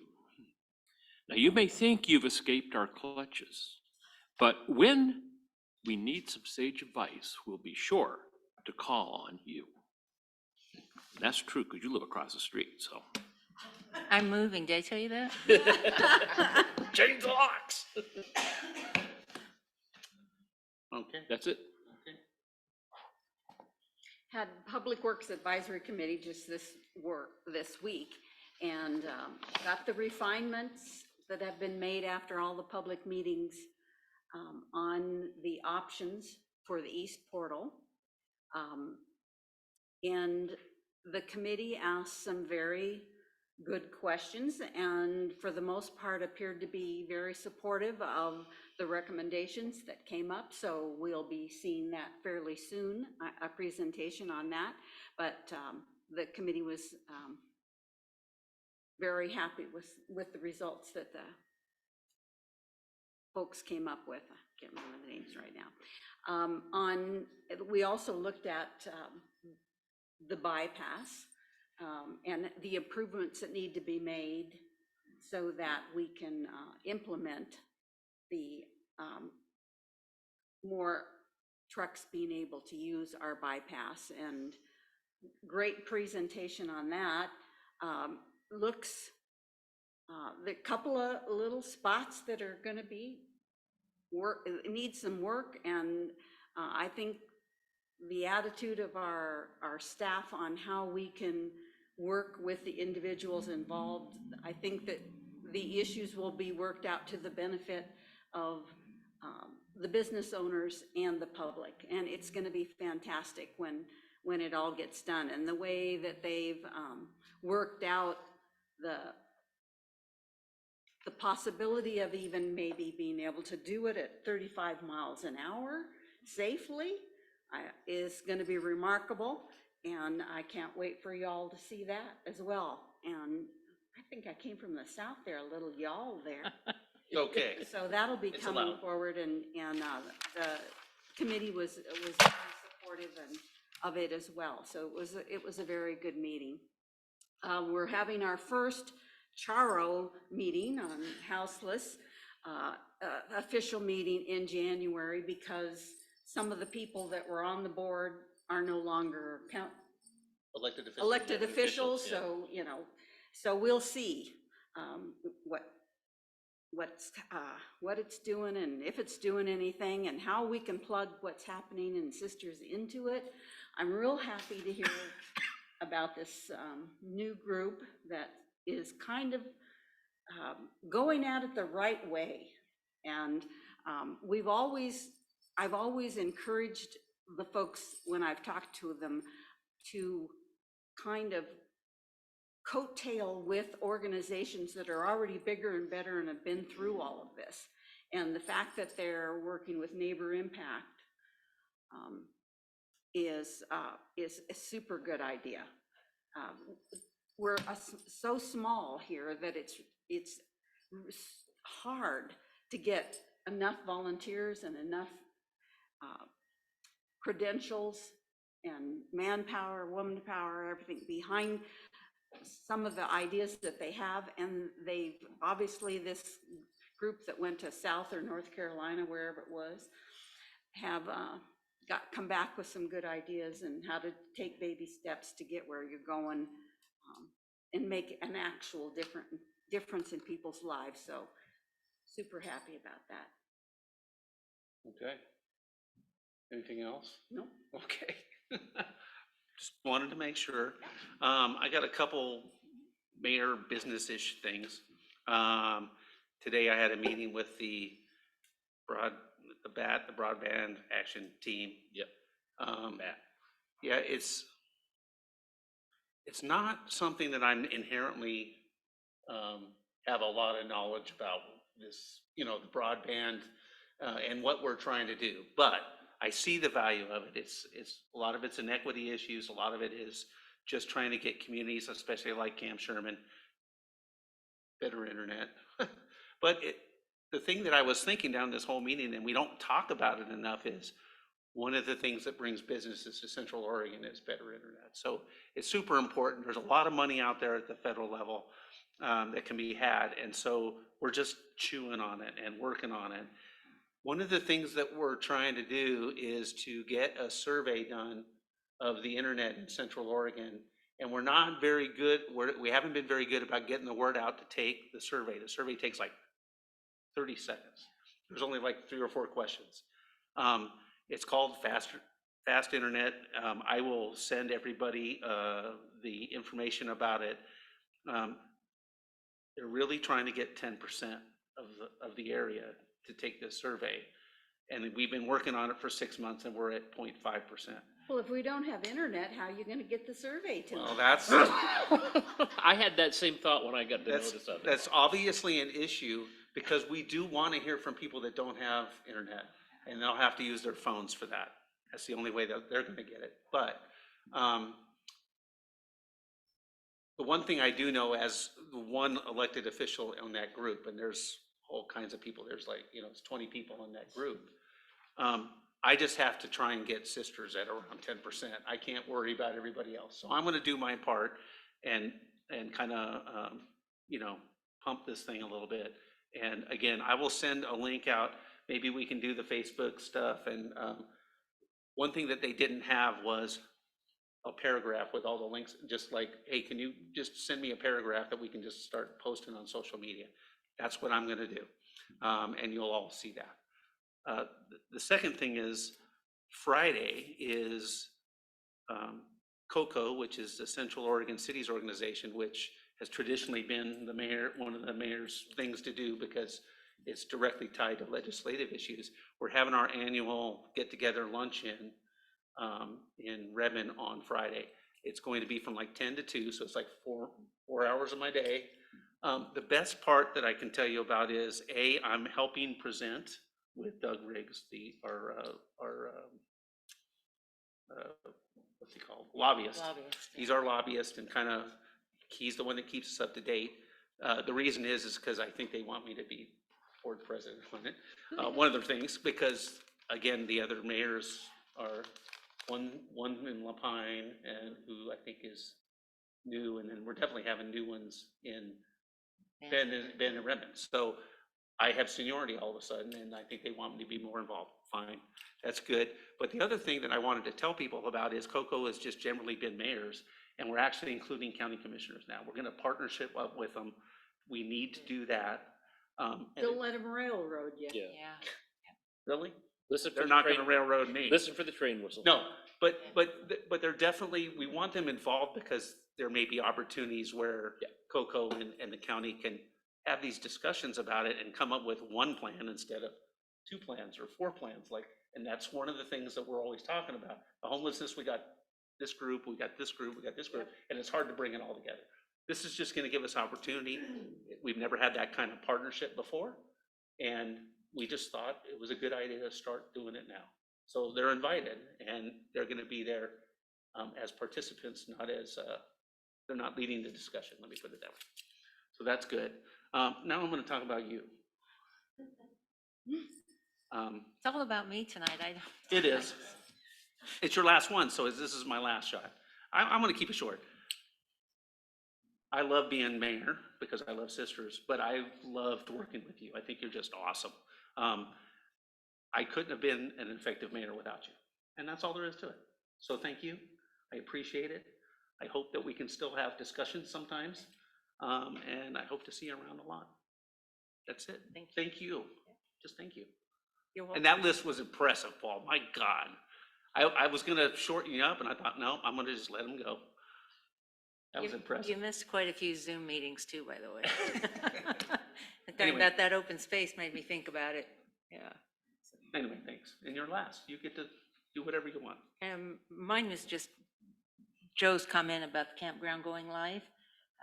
Believe it or not, when I first came on council, January 1st or whatever, the first day the campground reservations opened, I would get phone calls starting at 6 a.m. I can't get through on the phone line. Can you make a reservation for me? It's like, no, I'm sorry. I had a woman from, I think, Texas who just went ballistic on me because she couldn't get through and she thought I had a magic campground book, I guess. So anyway, I'm happy that we made that update years ago. You know, it has been obviously a huge learning experience for me to be on council, and I have definitely enjoyed the majority of my time. This is a piece that I've enjoyed the most, working with council and staff on behind the scenes work and bringing things to, you know, closure in the public format. What I have not enjoyed is the loss of my privacy and free time with people who don't take the time, as you said, to say nice things like, gosh, thank you for the time and energy. But people who, like the gentleman that I alluded to earlier, telling me I'm a terrible person for wanting housing for people. So I encourage the two of you, three of you that are still here, you know, to take time to make a polite, honest comment. Don't just throw out, you know, thank you for whatever, but sincere, and for council to reinforce with each other the good work that you are accomplishing, because that little kernel of positive belief in what you're doing goes a long ways to keep you going. And honestly, with Corey leaving and with all the big issues that we've been facing in the community, just in the last year, I went, I'm done. And my husband said, well, you know, I've been done for 4 years. And so, you know, I leave with a happy but sad heart. I've enjoyed this. I don't know what I'm going to do with all my free time now. My yard Please needs travel. raking. Your yard, yeah. But I also leave with a heavy heart because I know that you're not recognized, and the other 33 volunteers aren't recognized for the good work that they do. And the community, I think, just takes for granted what a delightful, beautiful community we have without any thought into what makes this place successful that goes on behind the scenes. And so I applaud all of you and all the staff members. 17, how many staff? 15 right now. 15 staff 15 people. that make a city of 3,400 people so beautiful and so budget conscientious. So thank you to all of you that make this successful. And I will still stay in the city limits. Yeah. And I want to follow up with the staff comment. 15 people. That's every park. That's every bulb out landscaping. That's getting the roads plowed. I mean, it's everything. All the infrastructure. I mean, it's amazing. Sorry that it leads me to, because it's my last meeting. I can hold you hostage here. You know, I had a woman stop me and say, well, you guys are hiring way too many consultants. You're just wasting taxpayer dollars. I said, well, how would you like the work to be done? We have 15 staff, including public work. We don't have experts in every field because we're too small. If you want us to have a housing expert or whatever else, then we have to open up more public funds. And this is the most effective way for us to do that. And she kind of stood back and went, I understand it, but I still don't like it. They're outsiders. There you have it. I want to say one more thing about staff too. I was on the board, as I've mentioned before, of an organization, elected board, special district with over 400 employees. And Public Works that took care of our parks and other things probably had 150 to 200 of them. I don't know how you guys do it, because this town looks better with your small group than I have seen anywhere else, not just in Oregon, but in traveling around the United States. It's a gem. Everything's always seems to be in place, and when it needs to be taken care of, it is. But you never see anybody doing it. It's like, once in a while you see them, but it's kind of like the little elves, and they pop up and they do their.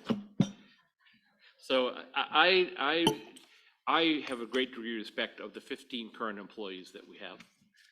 And I know we want to get the other 2 to be the same caliber. And we will.